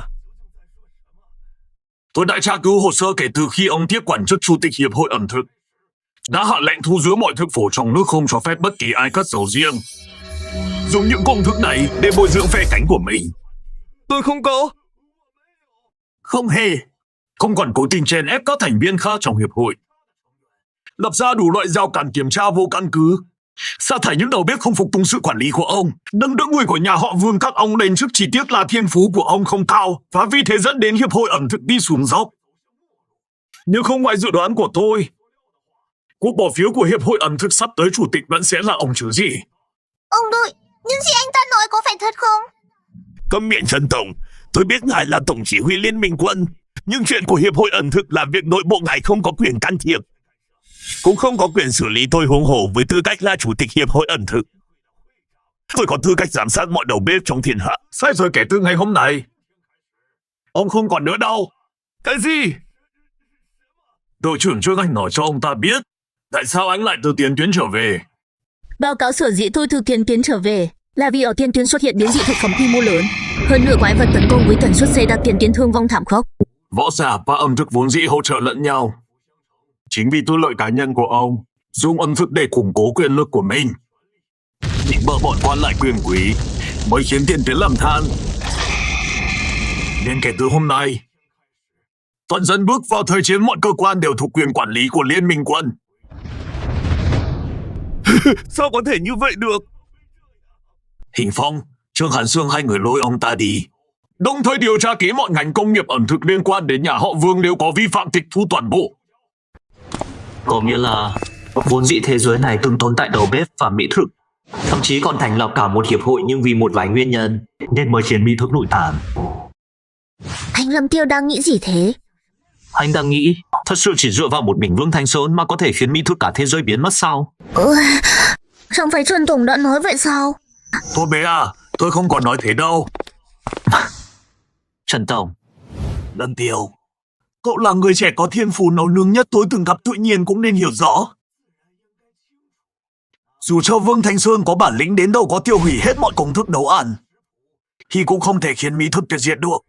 Mà thứ thực sự khiến mỹ thực biến mất chưa bao giờ là năng lực của một cá nhân, mà là lòng người. Lòng người? Sao có thể chứ?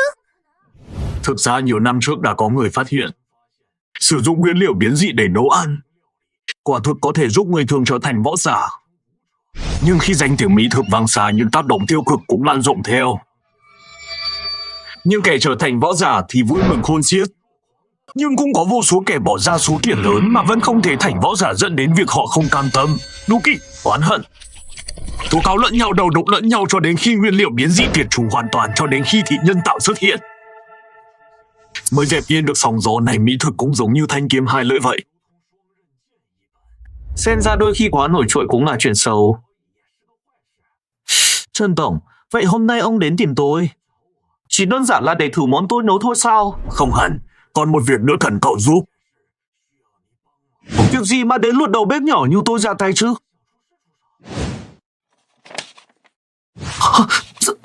Sao có thể như vậy được? Sao lại có thể như vậy?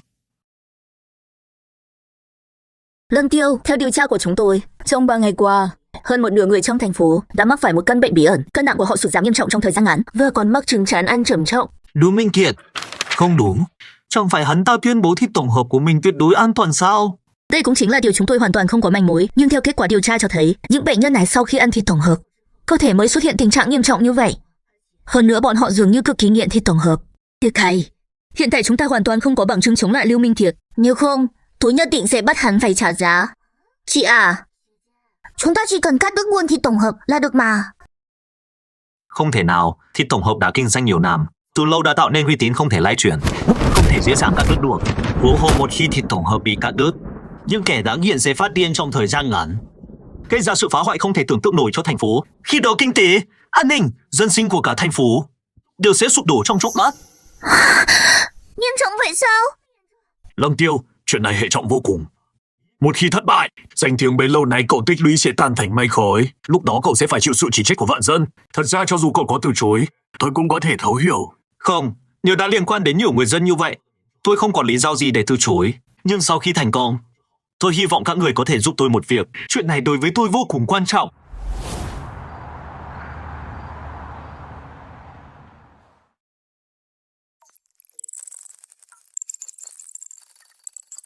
Sứ giả, tin mừng đây. Thịt tổng hợp của chúng ta ngày càng bùng nổ trên thị trường. Các chi nhánh và cửa hàng nhượng quyền đều chật kín người. Cứ đà này, chúng ta sắp dầu nứt đổ đổ vách rồi. Đúng như dự đoán. Đúng rồi, bên liên quân có thái độ gì với thịt tổng hợp? Chỉ là một lỗi vô dụng thôi. Mặc dù họ đã đóng cửa nhà ăn ngay lập tức, không còn thu mua thịt tổng hợp nữa, nhưng thịt tổng hợp len lỏi khắp mọi nơi, đã sớm thâm nhập vào tất cả các kênh rồi. Việc bùng nổ toàn diện chỉ là vấn đề thời gian thôi. Hơn nữa tôi còn nghe nói bọn họ đang vài từ phương tìm Lăng Tiêu để giải quyết vấn đề thịt tổng hợp. Đúng là tự chuốc lấy nhục nhã. Tôi cứ tưởng Trần Thuật là nhân vật tầm cỡ nào được cử xuống, hóa ra cũng chỉ là một tên vô dụng. 3 ngày sau, ta sẽ tặng cho bọn chúng một món quà lớn.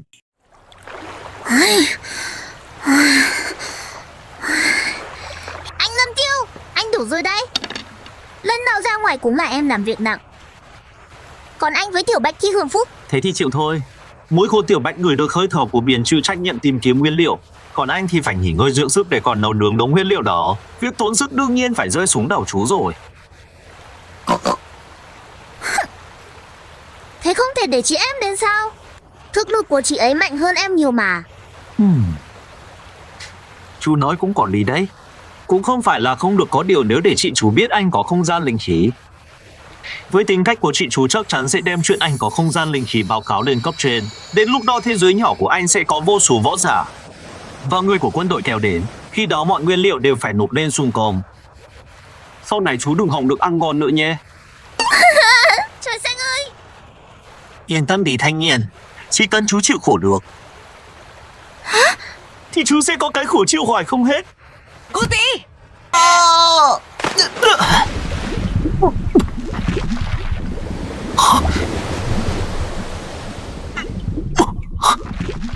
Trời ơi, đất ra dưới đáy biển mà chỉ cần quây đuôi một cái là san hô nát vụn. Đây là cái quái gì thế?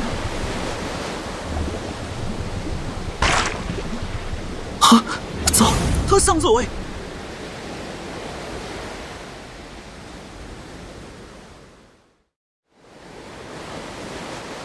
Chết tiệt, võ giả khi ở dưới nước cảnh giới và khi huyết sẽ bị áp chế, giờ lại còn bị lũ quái vật này bao vây.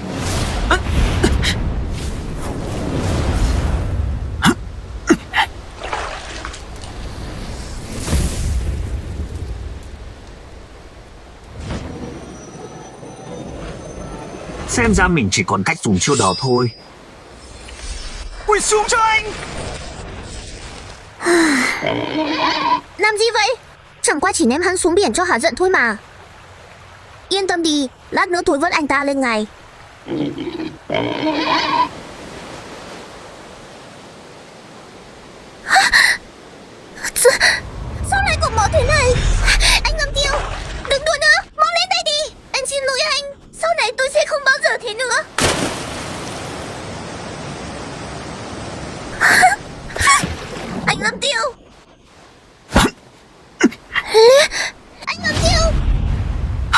Mau chèo thuyền quay lại đi.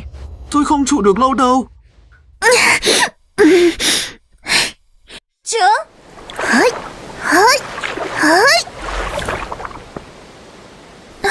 Anh Lâm Tiêu. Anh biết là em đã sai rồi. Không nên đùa dai khiến anh bị thương. Nhưng anh không được đối xử với em như vậy. Tránh xa ra. Cái gì?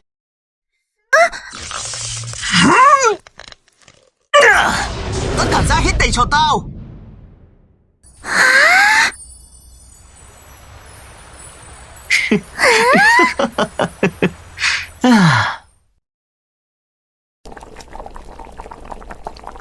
Suốt 2 ngày trời, sau hàng trăm lần thất bại không ngừng nghỉ của tôi, cuối cùng cũng tái hiện được vũ khí bí mật này.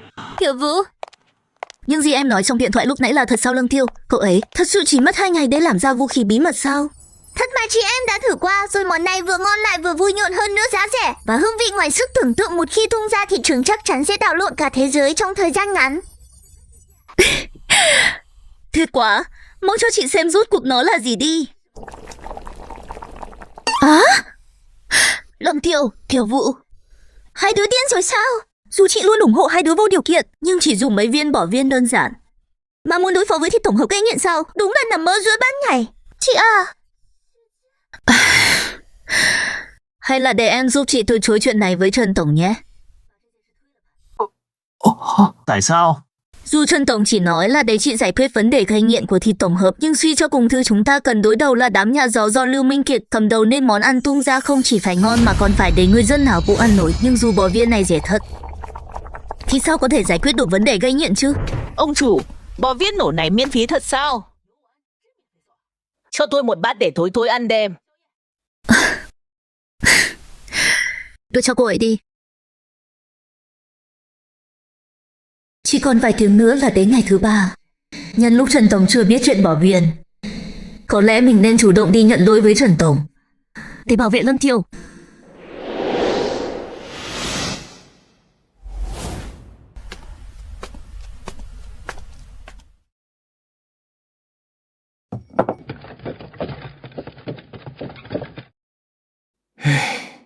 Tôi nói cho các người biết, nếu không muốn chết trong bệnh viện thì mau ăn đi. Đừng nghe tôi phải dùng biện pháp mạnh.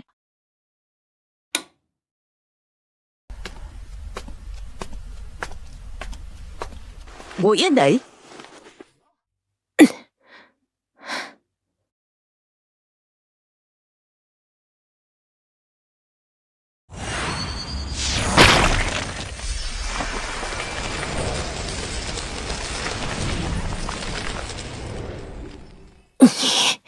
Nhí, cái này. Hương vị này là...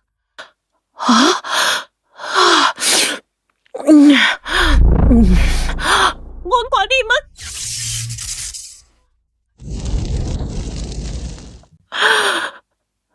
Rõ ràng chỉ là nước dùng đơn giản.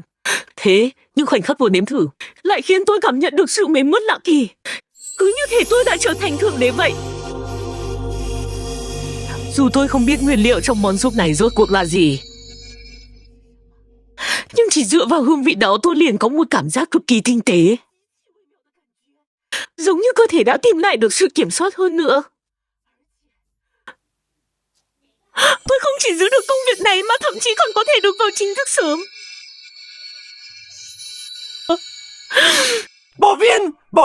Bỏ viên.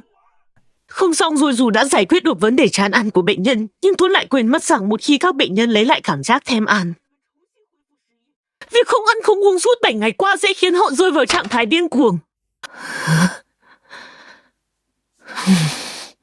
Mọi người ơi, đi theo tôi.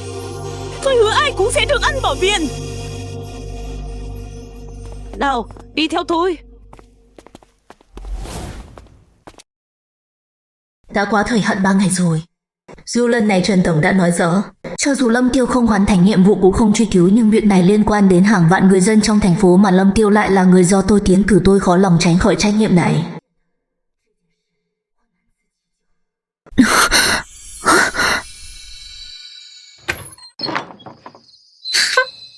Các người chưa xong đúng không? Tôi đã nói không chỉ một lần rồi. Tiệm ăn nhỏ này không hoan nghênh các người. Cậu thanh niên này nhắc nhở cậu một câu.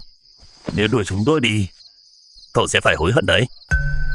Cái gì đây?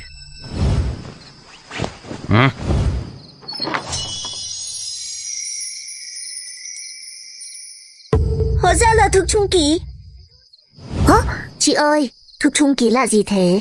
Nếu chị không nhớ nhầm, thực trung ký là thủ bút của hội trưởng hội ẩm thực đời đầu, cũng là cuốn sổ tay của thần bếp duy nhất thế giới, để lại tổng cộng có 8 cuốn.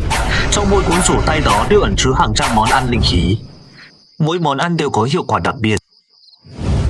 Cậu thanh niên, chuyện của cậu tôi đã nghe nói rồi. Lão phu sẵn lòng bỏ qua chuyện cũ, dùng cuốn thực trung ký quý giá này để giúp cậu. Trong cuốn thực trung ký này có đến mấy công thức món ăn linh khí chuyên trị chứng chán ăn. Điều kiện là gì? Trên đời không có bữa trưa miễn phí. Ông cháu tôi chỉ có một điều kiện. Sao ra nuôi cậu lấy gia vị và nguyên liệu? Ngay cả thật giả của thực trung ký còn chưa rõ, mà các người đã muốn đổi lấy địa điểm nguyên liệu và gia vị. Các người rõ ràng là đang cướp đoạt. Thì đã sao nào bây giờ, ngoài việc tin tối cậu còn lựa chọn nào khác không? Thằng nhóc, ta đã nói rồi sẽ có ngày ta khiến ngươi phải quỳ xuống cầu xin.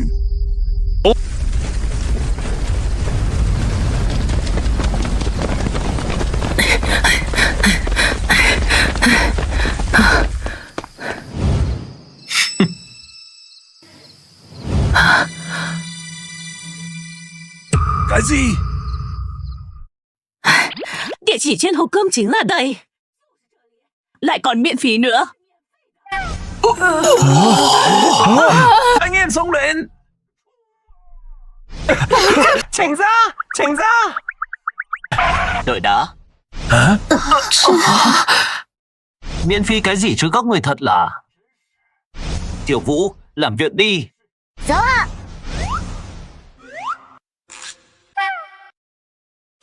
Tránh ra! Tránh ra! Mau lên bọn đi! Mau lên! Ăn trưa no có thể thêm bát nữa, bò viên hôm nay phục vụ không giới hạn. Chuyện này làm sao có thể? Cứ mày xử lý đống bò viên đó mà quên mà xử lý hai người các người.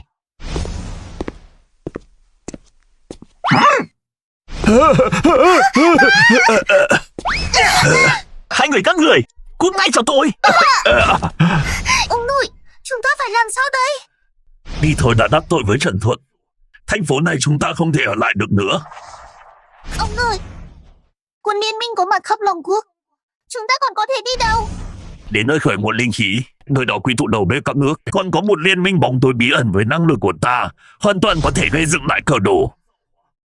Em muốn thêm một bát nữa, 1, 2, 3, 4, 5. Rõ ràng chỉ là một bát canh bò viên đơn giản vậy mà ngay cả tiệm thịt tổng hợp cũng có, tại sao chứ? Chị muốn biết sao? Nếm thử một miếng là biết ngay. Có thể dễ dàng khơi dậy sự thèm ăn, giúp họ chiến thắng căn bệnh lạ. Không phải đã bán hết rồi sao? Vốn dĩ là đã bán hết rồi. Nhưng mà có người ấy mà đã đặc biệt để lại một bát. Còn lại cho ai thì không cần nói nhỉ. Tôi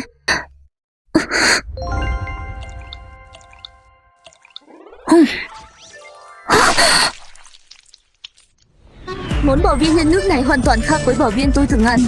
Nước vỏ ngoài chắc chắn, mịn màng, sai giòn, còn nước dùng bên trong lại ngọt lịm, nóng hổi.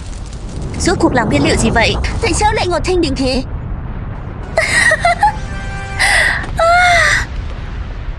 Hóa ra là tôm tiết cảng cua. Loại này tôi chỉ thấy trong sách giáo khoa. Không ngờ trong đời này có thể nếm được hương vị thực sự của nó. Lâm Tiêu dù đã hoàn thành nhiệm vụ, nhưng mà lại từ bỏ thực trung ký quan trọng nhất. Cậu ấy thật sự cam lòng sao? Thưa các quý vị khán giả, những ngày qua do thịt tổng hợp, căn bệnh lạ hoành hành khắp thành phố, lại bị ông chủ tiệm ăn nhỏ hóa giải. Mời mọi người cùng tôi phỏng vấn họ nhé. Xem anh ta dùng vũ khí bí mật gì. Ăn xong viên bò này tôi thấy mình thông minh hẳn ra. Từ khi ăn món bò viên nhân nước này tôi thấy mình sinh ra gấp 10 không? 100 lần. Thực ra chẳng có vũ khí bí mật nào, chỉ là bò viên nhân nước thôi. Vừa ngon vừa vui vui sao? Đương nhiên rồi.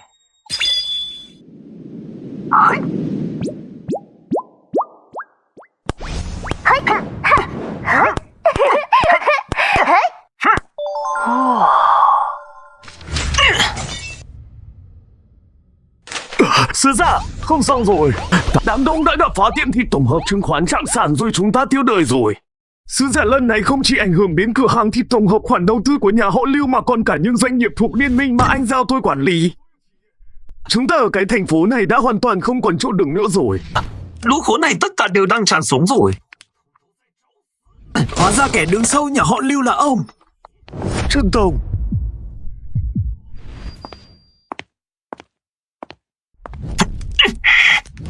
hèn chi ông lại to gan đến thế. Mưu đồ dùng thuốc thử vĩ để kiểm soát cả thành phố. Ngươi muốn thế nào? Chịu trói đi.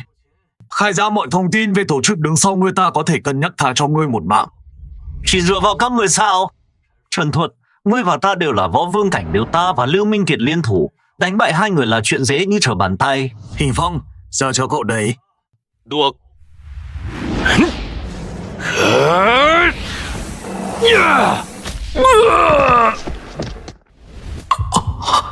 Khí huyết thật mạnh.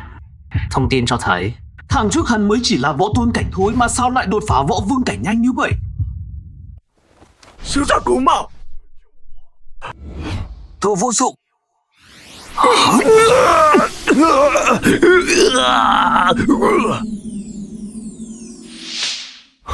Hắn ta đang... Đây là bí thuật chuyên dùng để hấp thụ võ giả khác cho bản thân sử dụng. ngày tàn của các người. Thế rồi. Trân Tổng cẩn thận. Sắp chết đến nơi còn lo cho kẻ khác. Ngươi đi chết trước đi.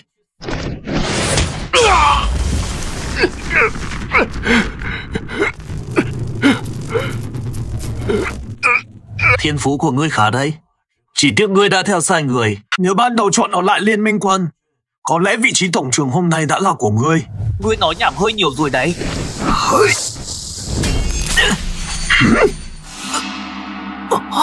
Khí huyết hộ thể. Đây là thủ đoạn của võ hoàng cảnh. Không thể nào. Trong tình báo hoàn toàn không có. Tình báo sao? Nếu ngươi thực sự quan tâm đến tiệm ăn đó, thì lẽ ra phải biết rằng nhờ có sự giúp đỡ của ông chủ nhỏ, ta đã thành công vượt qua ngưỡng cửa, trở thành võ hoàng.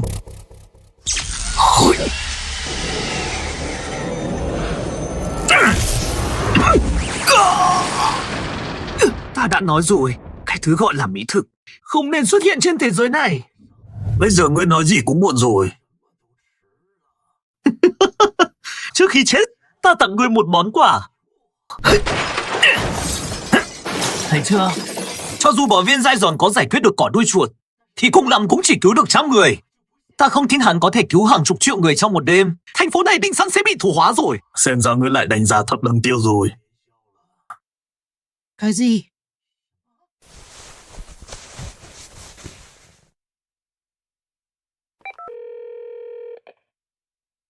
Mọi chuyện thế nào rồi?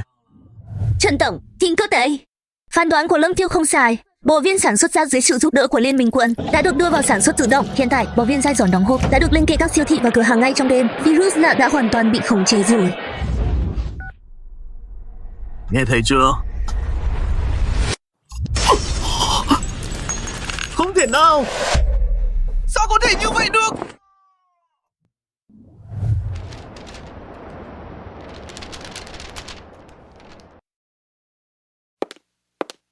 Ngạo mạn, hắn vẫn thất bại sao?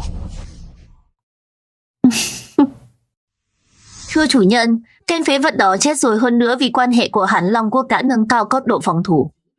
Những kẻ chúng ta cài cắm ở Long Quốc, tất cả quân cờ đều bị nhổ tận gốc ngay trong đêm.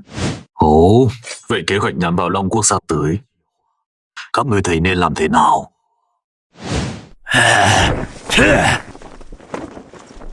Thưa chủ nhân, tôi thấy Long Quốc thắng nhờ ẩm thực, vậy chúng ta nên tập trung vào nơi phát nguồn linh khí. Với thực lực của chúng ta hoàn toàn có thể chiêu mộ đầu bếp khắp thế giới, đến lúc đó dùng ẩm thực để thống trị thế giới lần nữa. Rất tốt, cứ làm theo lời ngươi nói đi. Nhớ kỹ, chúng ta phải bằng mọi giá chèn ép Long Quốc. Không thể để Long Quốc trỗi dậy lần nữa nhờ ẩm thực.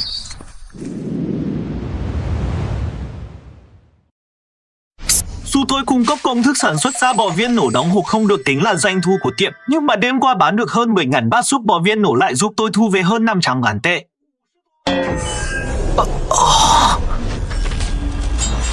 Chúc mừng ký chủ nhận được 600.000 điểm đánh giá tốt, thực lực hiện tại đã đột phá đến võ đế cảnh.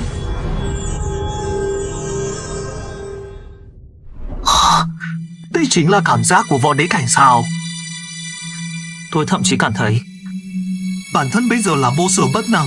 Chúc mừng ký chủ thăng cấp võ đế cảnh thành công. Mở khóa bản đồ Nam Bắc Cực, biển sâu và bầu trời. Để đảm bảo an toàn, không gian linh khí tạm thời đóng lại, mời ký chủ đến nơi phát nguồn linh khí để rèn luyện. Chỉ còn thiếu một bước nữa là có thể mở khóa không gian khác cuối cùng rồi sao? Nhưng mà dù tôi đã là võ đế cảnh, hệ thống lại vì vậy mà phong tỏa. Đến tư cách vào khu nguy hiểm cũng không có chuyện này, rốt cuộc là sao? Lâm Tiêu, tôi đã tìm được tung tích mẹ nuôi của anh rồi, nhưng mà anh tự xem đi. Sao có thể như vậy được?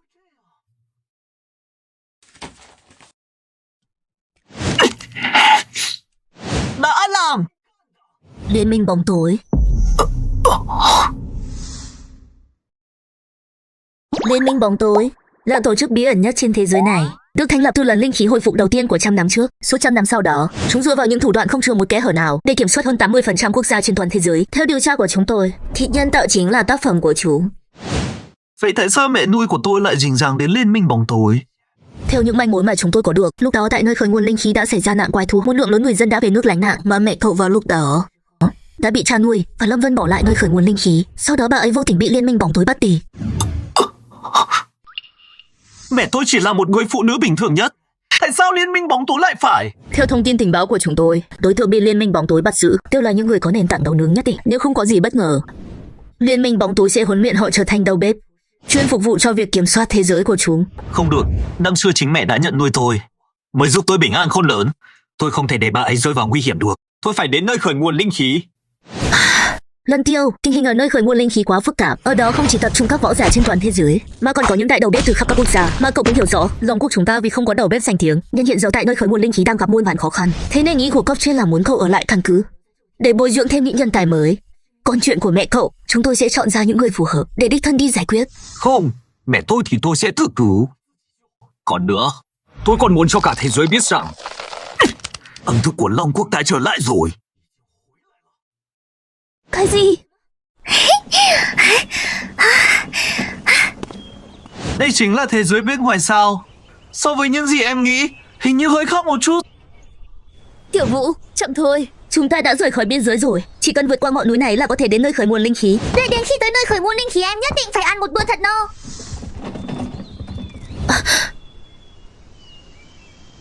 Mọi người dừng lại chút, có chuyện gì vậy? Mặt trời sắp lặn rồi, chúng ta phải tìm chỗ ẩn nấp ngay lập tức. Chị, sao lại thế ạ? Em quên rồi sao? Anh Lâm Tiêu là bậc võ vương cảnh đấy. Chúng ta có gì phải sợ chứ?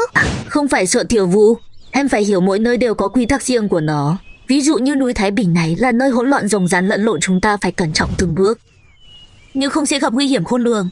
Có anh Lâm Tiêu ở đây, em không nghĩ là sẽ có nguy hiểm gì đâu. Tiểu Vũ, cẩn thận.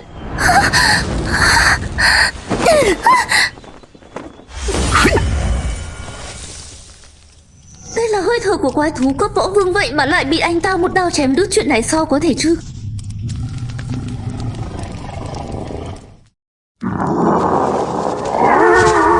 Không ngờ lại có thể gặp được quái thú cấp độ này ở đây. Lâm Tiêu, chúng ta đi trước đi, đấy là quái thú cấp võ vương đấy, và lại sức mạnh và thể chất của quái thú vốn đã vượt xa võ giả cùng cảnh giới. Dù chúng ta có hợp lực cũng không thể thắng nổi nó, mau đi thôi. Không, tới cả ngày rồi. Khó khăn là mới có con quái thú xuất hiện, tất nhiên tôi phải đưa các cô đi đánh chém một bữa rồi. Cái gì?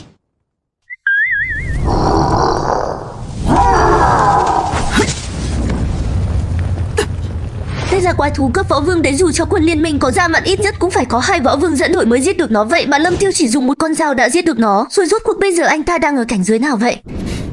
Không biết tự lượng sức mình.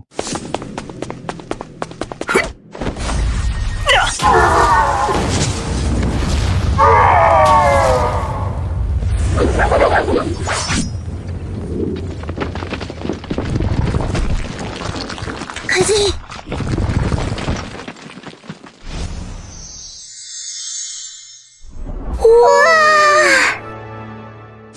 Số miếng thịt này chỉ được Lâm Tiêu dùng dao cắt xuống và nướng bằng ngọn lửa trong người quái thú. Nhưng không hiểu sao, tôi lại có cảm giác muốn ăn ngấu nghiến luôn. Anh Lâm Tiêu, khi ăn trực tiếp luôn. Vậy em và chị... Đợi đã. Sao vậy? Nếu để hai chị em cô ăn loại thức ăn như thế này thì chẳng phải là phí hoài tay nghề của tôi sao?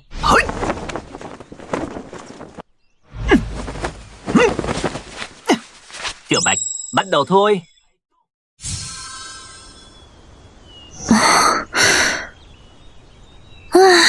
Tiểu Vũ, xem ra bữa ngon này chúng ta không được ăn rồi. Hả? Chị ơi, tại sao ạ? Vì mấy hôm trước vừa mới mua xong, nước trong cành cây vẫn chưa khô hẳn, hoàn toàn không đủ điều kiện để nhóm lửa nấu cơm. Mặc dù nói là võ giả chúng ta có thể dùng khí huyết để thúc hỏa, nhưng nếu làm vậy, lửa sẽ rất khó kiểm soát. Thức ăn làm ra không phải nửa xuống nửa chiến thì cũng thành than đen. Cũng chính vì vậy, nên việc tiếp tế hậu phương của liên quân luôn trong tình trạng căng thẳng. Khi chúng ta đóng quân ra ngoài, quanh năm chỉ có thể ăn thanh năng lượng nén để lót dạ. Vậy còn anh Lâm Tiêu? Tiểu Bạch, cho gia vị vào.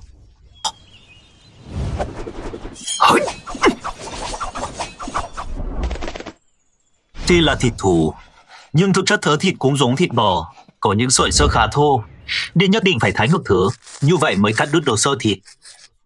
Sau khi xào to lửa thì không chỉ dai giòn mà còn dễ nhai hơn, lại còn giữ được độ mềm mịn. Chỉ tiếc là điều kiện ra ngoại quá kém, nhiệt độ của nồi mái không tăng lên được. May mà giờ tôi đã đột phá võ đế cảnh, giúp việc tăng nhiệt độ này chẳng đáng là bao.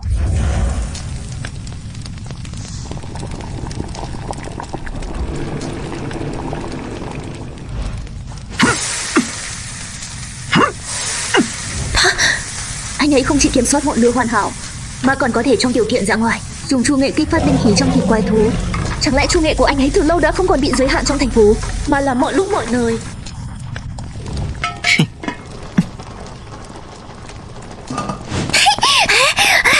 Anh Lâm Tiêu ơi, ăn được chưa ạ? Vẫn chưa được, vì thịt thú vốn dĩ rất dai và khô, nên sau khi làm tái còn phải hầm kỹ mới ăn được. Anh Lâm Tiêu, người ta muốn ăn mà đi cả ngày trời rồi. Anh chậm chút đi cho em nếm thử một miếng trước cũng được mà. Vậy thì Tất cả dừng tay cho ta.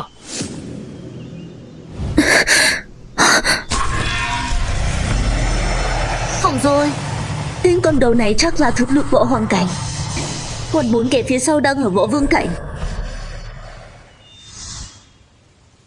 Ngươi giảm giết chết thú cưng của chủ nhân. Ngươi đang chết.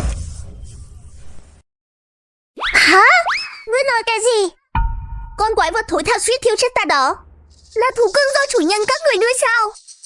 Ngươi dám mắt nói hàm hồ về đại nhân Diêm mà. Ngươi chán sống rồi. Này bạn Hiền, giữa chúng ta có hiểu lầm gì chăng? Chính con quái vật đó định hại em gái tôi chưa? Chúng tôi giết nó cũng chỉ là tự vệ chính đáng. Tự vệ? Trên ngọn núi Thái Bình này chỉ có đại nhân Diêm Ma mới có quyền sát sinh. Đố tiện dân các ngươi lấy tư cách gì mà đòi tự vệ? Ra tay, mang đầu của chúng về báo cáo với chủ nhân.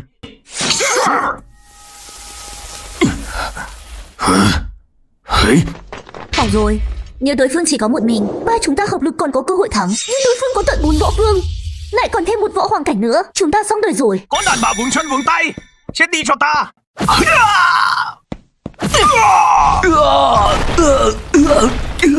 Sao có thể chứ?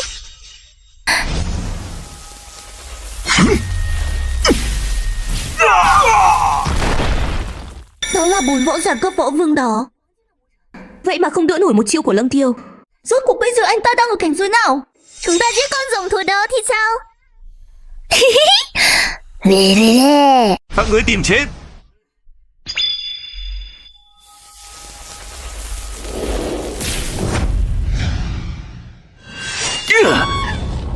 Khí huyết hóa bằng, đây chẳng phải là võ kỹ của nước Việt sao? Cẩn thận. tốt lắm, tên đầu bếp này không giỏi gì khác, nhưng giỏi nhất là trị lũ xúc sinh.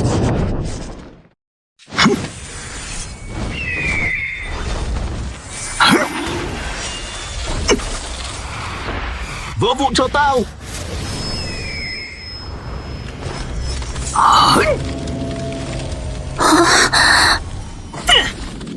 Trời ơi, Lâm Tiêu rốt cuộc đang ở cảnh giới nào vậy?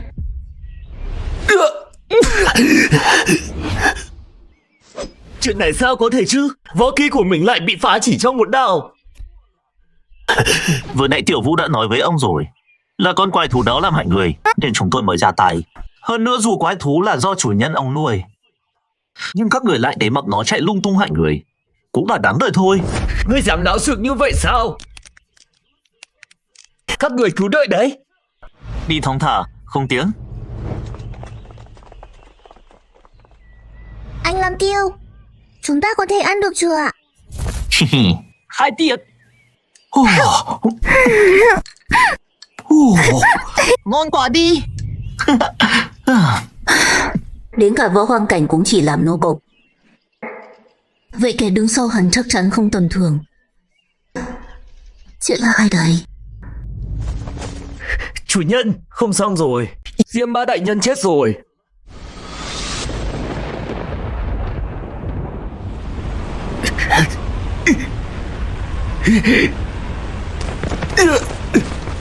Chủ nhân bất giận, chúng tôi vô tội.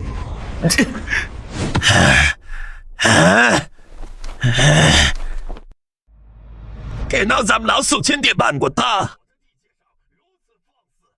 Không rõ, nhưng hình như họ đến từ Long Quốc.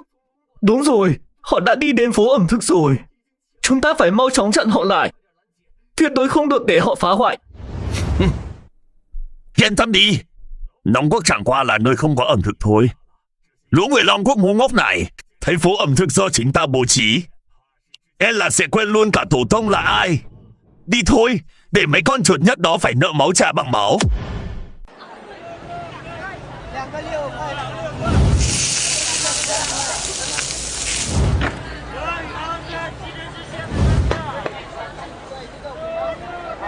Lạ thật, lúc tôi rời đi vào tháng trước, nơi này vẫn chỉ là một ngôi làng nguyên sơ. Sau mới đó mà đã biến thành phố ẩm thực rồi. Chị ơi, ở đây thông qua đi toàn là món ngon thôi. Anh Lâm Tiêu, giờ anh có đối thủ rồi đây nhé. Tôi thấy chưa chắc đâu anh Lâm Tiêu ơi. Có phải anh sợ có người nấu ăn giỏi hơn anh, làm hỏng hình tượng vĩ đại của anh trong lòng chị không? Đau quá đi. Chỉ có em là lắm mồm. Đi thôi, theo tôi đi nếm thử tay nghề của mấy đồng nghiệp này xem rốt cuộc là thế nào. Không.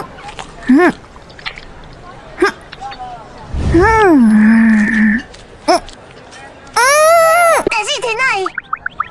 Vỏ bánh bao thì nát, chẳng có chút độ dai, nhưng thịt bên trong đến cả vị cơ bản cũng không có, chỉ toàn mùi tanh tưởi của quái vật thôi. Thế này mà cũng gọi là đồ cho người ăn sao?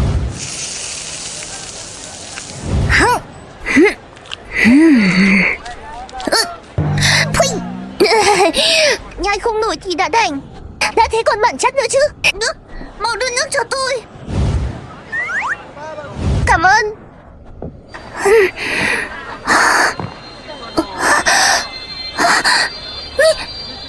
Các người, Chính là anh cứ lại nhảy chê đồ chúng tôi làm dở tệ đúng không? anh Lâm Tiêu, chị ơi, cứu mạng với. Tiểu Vũ, em có sao không? Em không sao, may mà mọi người đến kịp. Nếu tôi nhớ không lầm, hắn ta tên là Chu Đại Trí, là một trong những danh đầu bếp của linh khí phát nguyên địa. Em gái tôi còn nhỏ chưa hiểu chuyện. Chuyện vừa rồi chỉ là hiểu lầm thôi. Tôi có thể thay mặt em gái xin lỗi các anh. Cũng nghĩ xin lỗi là xong chuyện sao? Ai cho hắn cái gan đỏ dám nghi ngờ tay nghề nấu nướng của chúng ta? Chuyện này tuyệt đối không xong đâu. Mọi người bình tĩnh chút đi, em gái tôi cũng không cố ý đâu.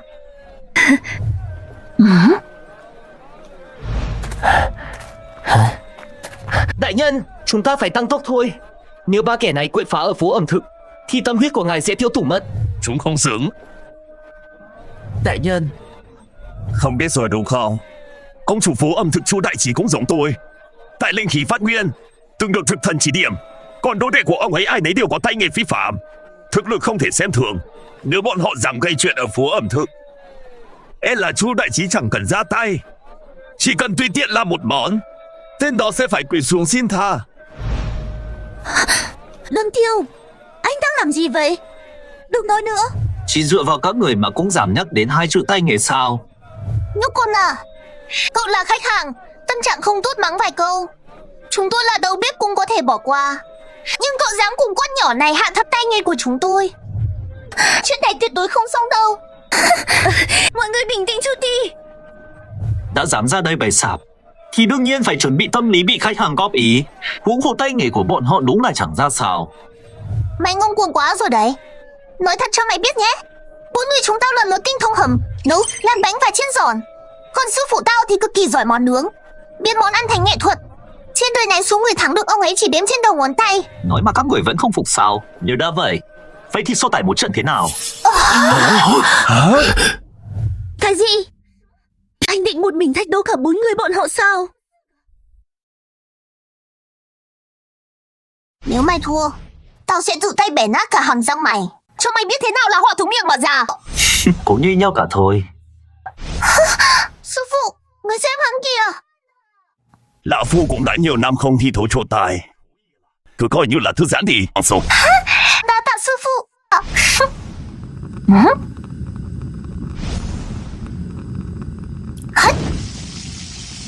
Dù ta là một đầu bếp có tay nghề tinh thông không thể tùy tiện ra tay bắt nạt người khác, nhưng thằng nhóc này thật sự quá ngạo mạn. Hôm nay ta sẽ cho nó biết thế nào là thiên chủ vạn độn. Bắt đầu rồi. Nhờ vào khí huyết mạnh mẽ của ta, miếng thịt thú vốn cần hầm hơn 3 ngày, chỉ cần 10 phút là có thể mềm như róc xương. Thằng nhóc đó sao mà thắng nổi. Cái gì?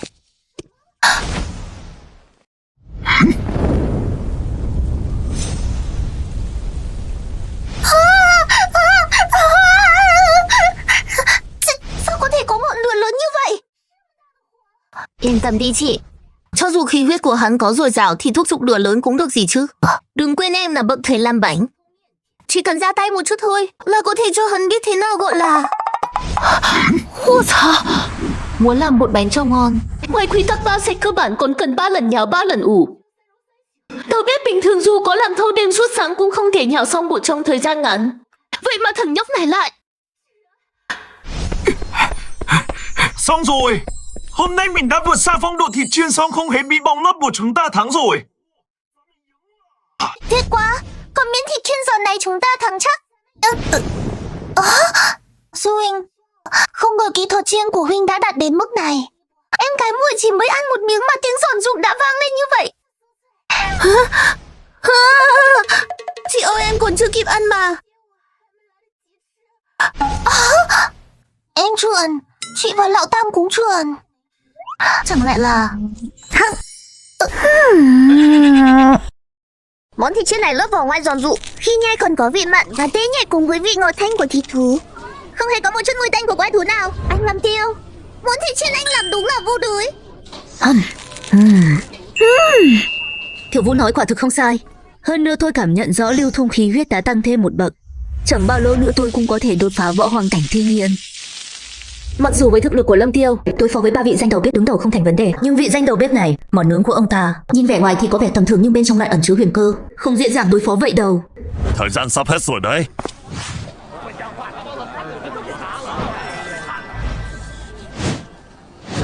Nhóc con, ta khuyên ngươi nên chủ động nhận thua đi. Xét về hương vị món ăn ngươi làm ra đúng là không đáng một đòn. Vậy sao? Thế thì chúng ta hãy nếm thử món của nhau, rồi đưa ra nhận xét để đối phương tâm phục khẩu phục thì thấy thế nào. Chẳng lẽ ta lại sợ ngươi sao? Những người khác không cần ra trận, chỉ với món thịt hầm này của ta là đủ để khiến ngươi tâm phục khẩu phục rồi.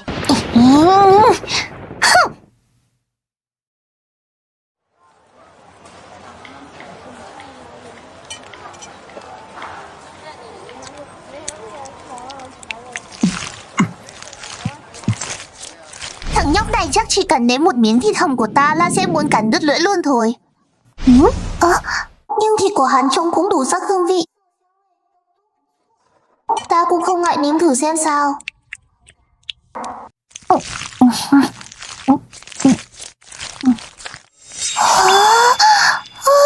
Sao có thể chứ?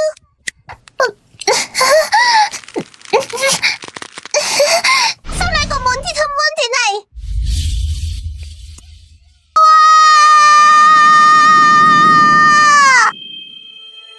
Miếng thịt lợn này lúc đầu ăn thấy rất bình thường, nhưng khi ta dùng lưỡi nhẹ nhàng đang nghiền qua. Phần mỡ liền tan thành nước thịt lan tỏa trong miệng, càng nhai phần thịt nạc lại không ngừng tiết ra vị ngọt ngào. Sốt lấp đầy cả khoang miệng ta.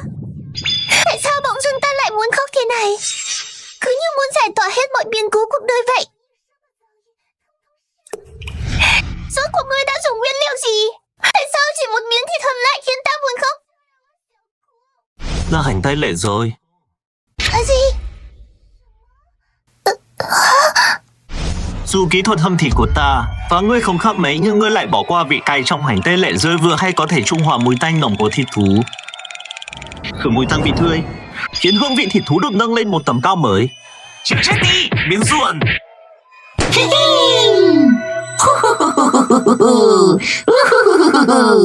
Vấn này hành tây thắng. Ta thừa nhận mình thua rồi. Nhưng ngươi đừng vội đắc ý. Em gái ta cô ấy. Ta nhận thua. Cái gì? Em thừa nhận về mảng làm bánh em thực sự không bằng anh. Sao có thể chứ? Cô ấy là học trò của Danh Đầu biết mà. Sao có thể thua Lâm Tiêu được? Anh gái, em điên rồi à? Sao em có thể dễ dàng nhận thua thằng Danh này như vậy chứ?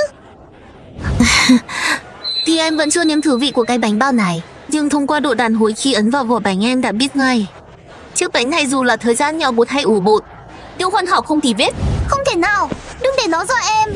Cho dù vỏ bánh nó làm tốt hơn chúng ta, nhưng món ăn thì vẫn phải phân thắng bại qua hương vị.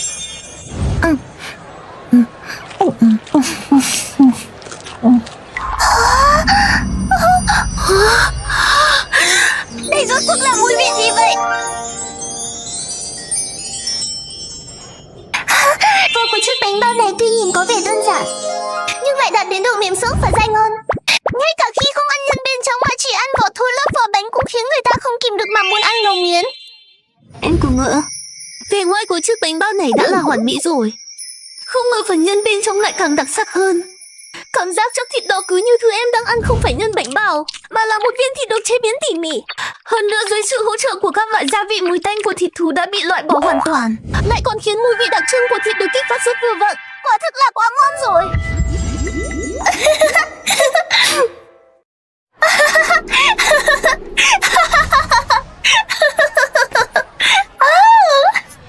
Có thật là ngon đến thế không? Chẳng qua cũng chỉ là thịt kho và bánh bao bình thường thôi mà lại khiến các người mất kiểm soát như vậy. Tỉnh lại đi. Sư phụ. Về phần chiên rán có cần thịt nữa không? Không cần đâu. Vừa rồi nghe tiếng các người nhai thịt chiên xù là tôi biết mình thua rồi. Món thịt chiên này tuy nhìn đơn giản, nhưng thực tế việc kiểm soát nhiệt độ rồi phải đạt đến mức thượng thừa. Còn cậu vẫn có thể làm được mọi giòn trong mềm, vẫn giữ được vị đậm đà cơ bản, không cần thêm bất kỳ gia vị thừa thãi nào. Tôi thua thảm hại rồi. Tốt quá rồi. Chỉ cần Lâm Tiêu thắng ở phần nướng thịt là chúng ta thắng chắc. Vòng nướng thịt này mới là khó nhất. Anh ta dù sao cũng là đồ đệ của thực thần. Tiếp theo đến lượt hai chúng ta thi đấu rồi. Mời. Mang lên đi.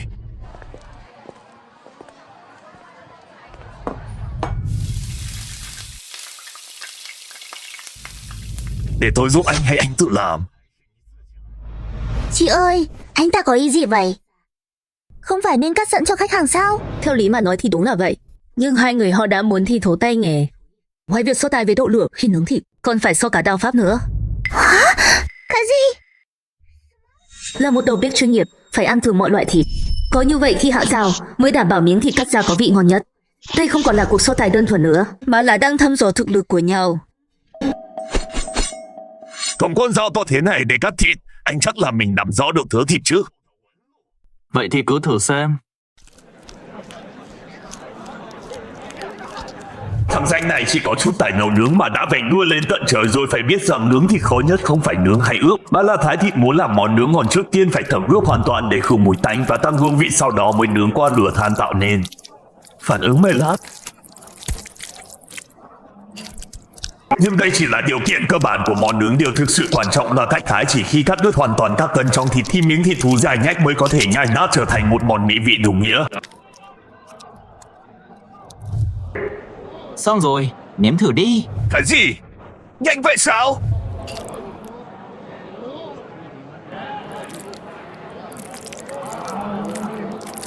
Hả?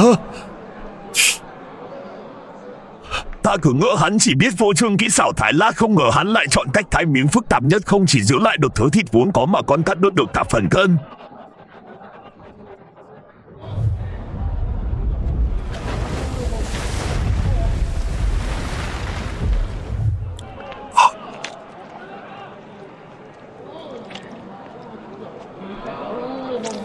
Hả?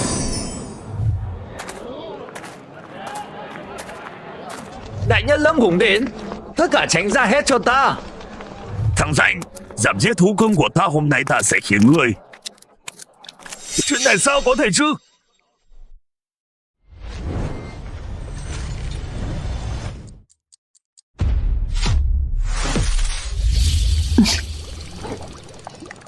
Chuyên gia Chu, đây là hồ sơ lưu thông của tiệm thịt tổng hợp. Xem ra hướng tiêu thụ còn rộng hơn tưởng tượng nhiều.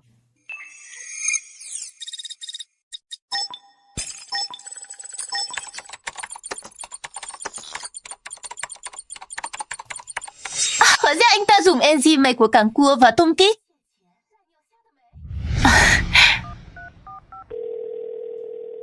Số máy quý khách vừa gọi hiện không tiện nghe máy.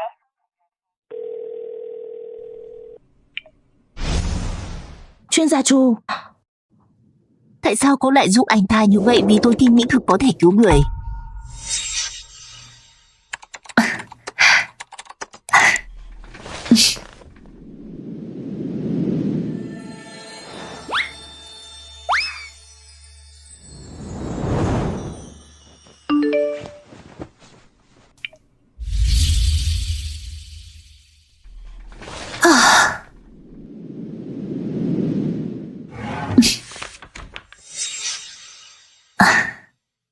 Ông ơi, mỹ thực cuối cùng cũng quay lại rồi.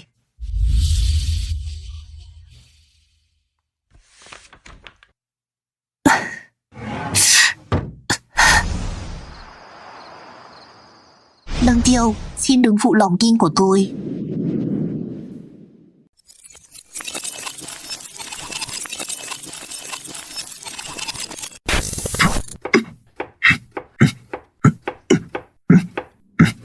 Đạo pháp cũng khá đấy, nhưng ta vẫn chưa đủ tín. Thưa sư phụ, từ nhỏ đã bị đuổi khỏi nhà, từ đó bắt đầu cuộc sống phiêu bạt.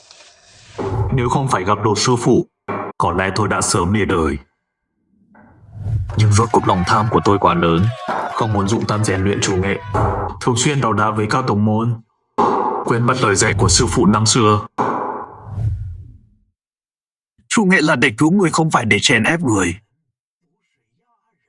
Đồ Nhi à, sao con lại như vậy? Sư phụ nhận ra sự bất thường của tôi, nhiều lần tìm tôi để khuyên bảo.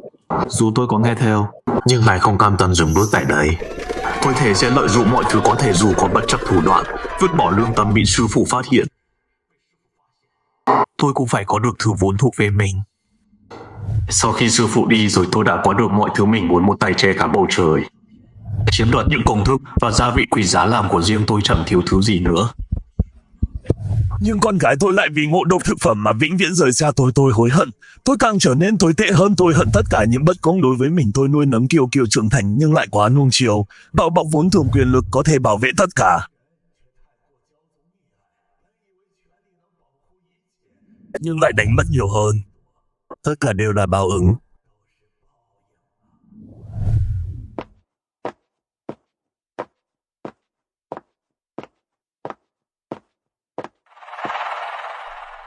Sư phụ, con sai rồi.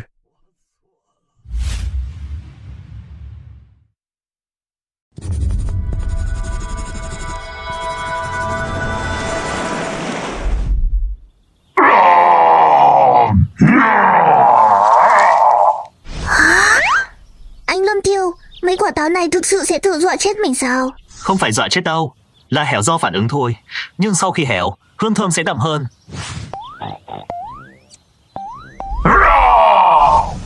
Cậu muốn thử dùng mấy quả táo này ủ rượu không? Em giúp được gì không?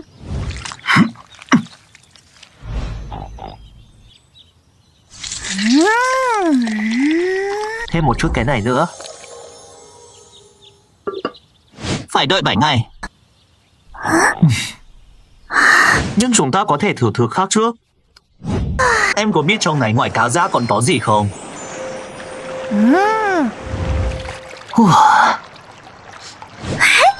Đẹp quá đi. Đây là đặc sản của đầm linh khí. Ăn sống cũng rất ngọt đấy. Thật sao?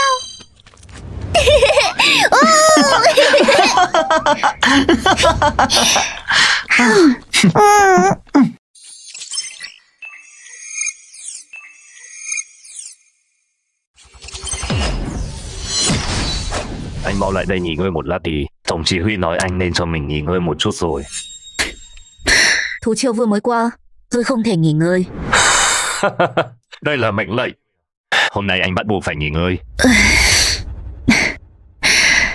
Được thôi.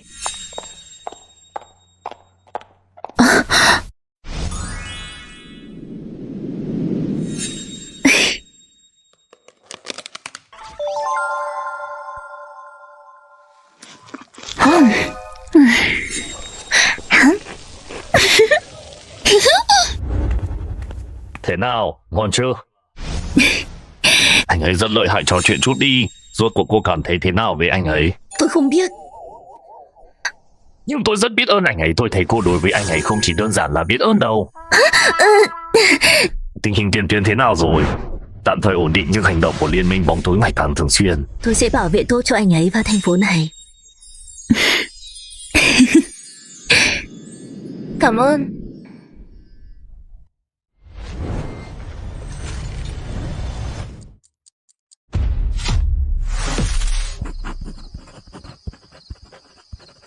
Ăn từ từ thôi, đừng để nghẹn.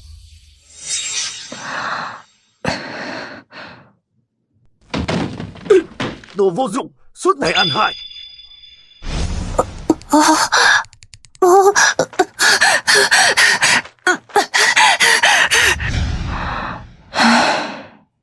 Nhiều kiếp xác cũng đòi đi học.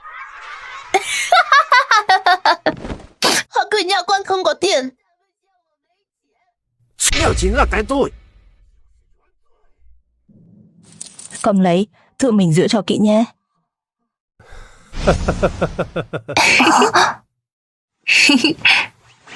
Thằng ăn cắp à?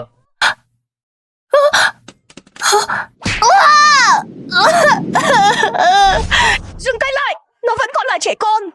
Đừng đánh nữa. Đều là do bà nung chiều nó.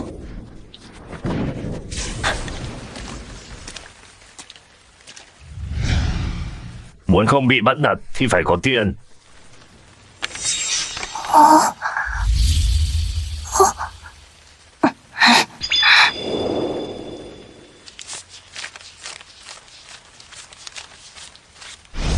Vân Nhi, theo mẹ về nhà đi.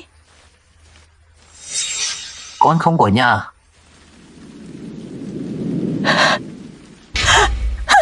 Thế giới này thối nát từ lâu rồi.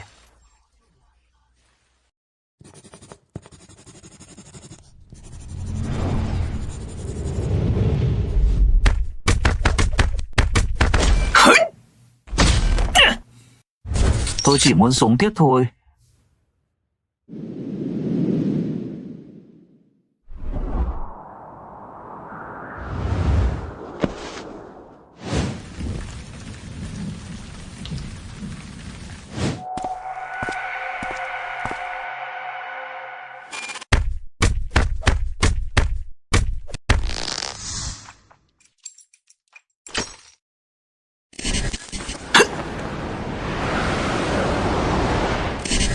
Là mày đúng không?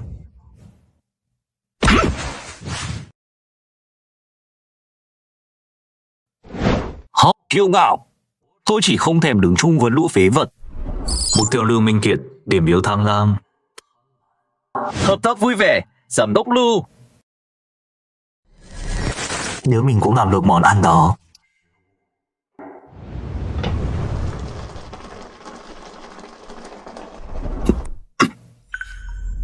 Mẹ ơi!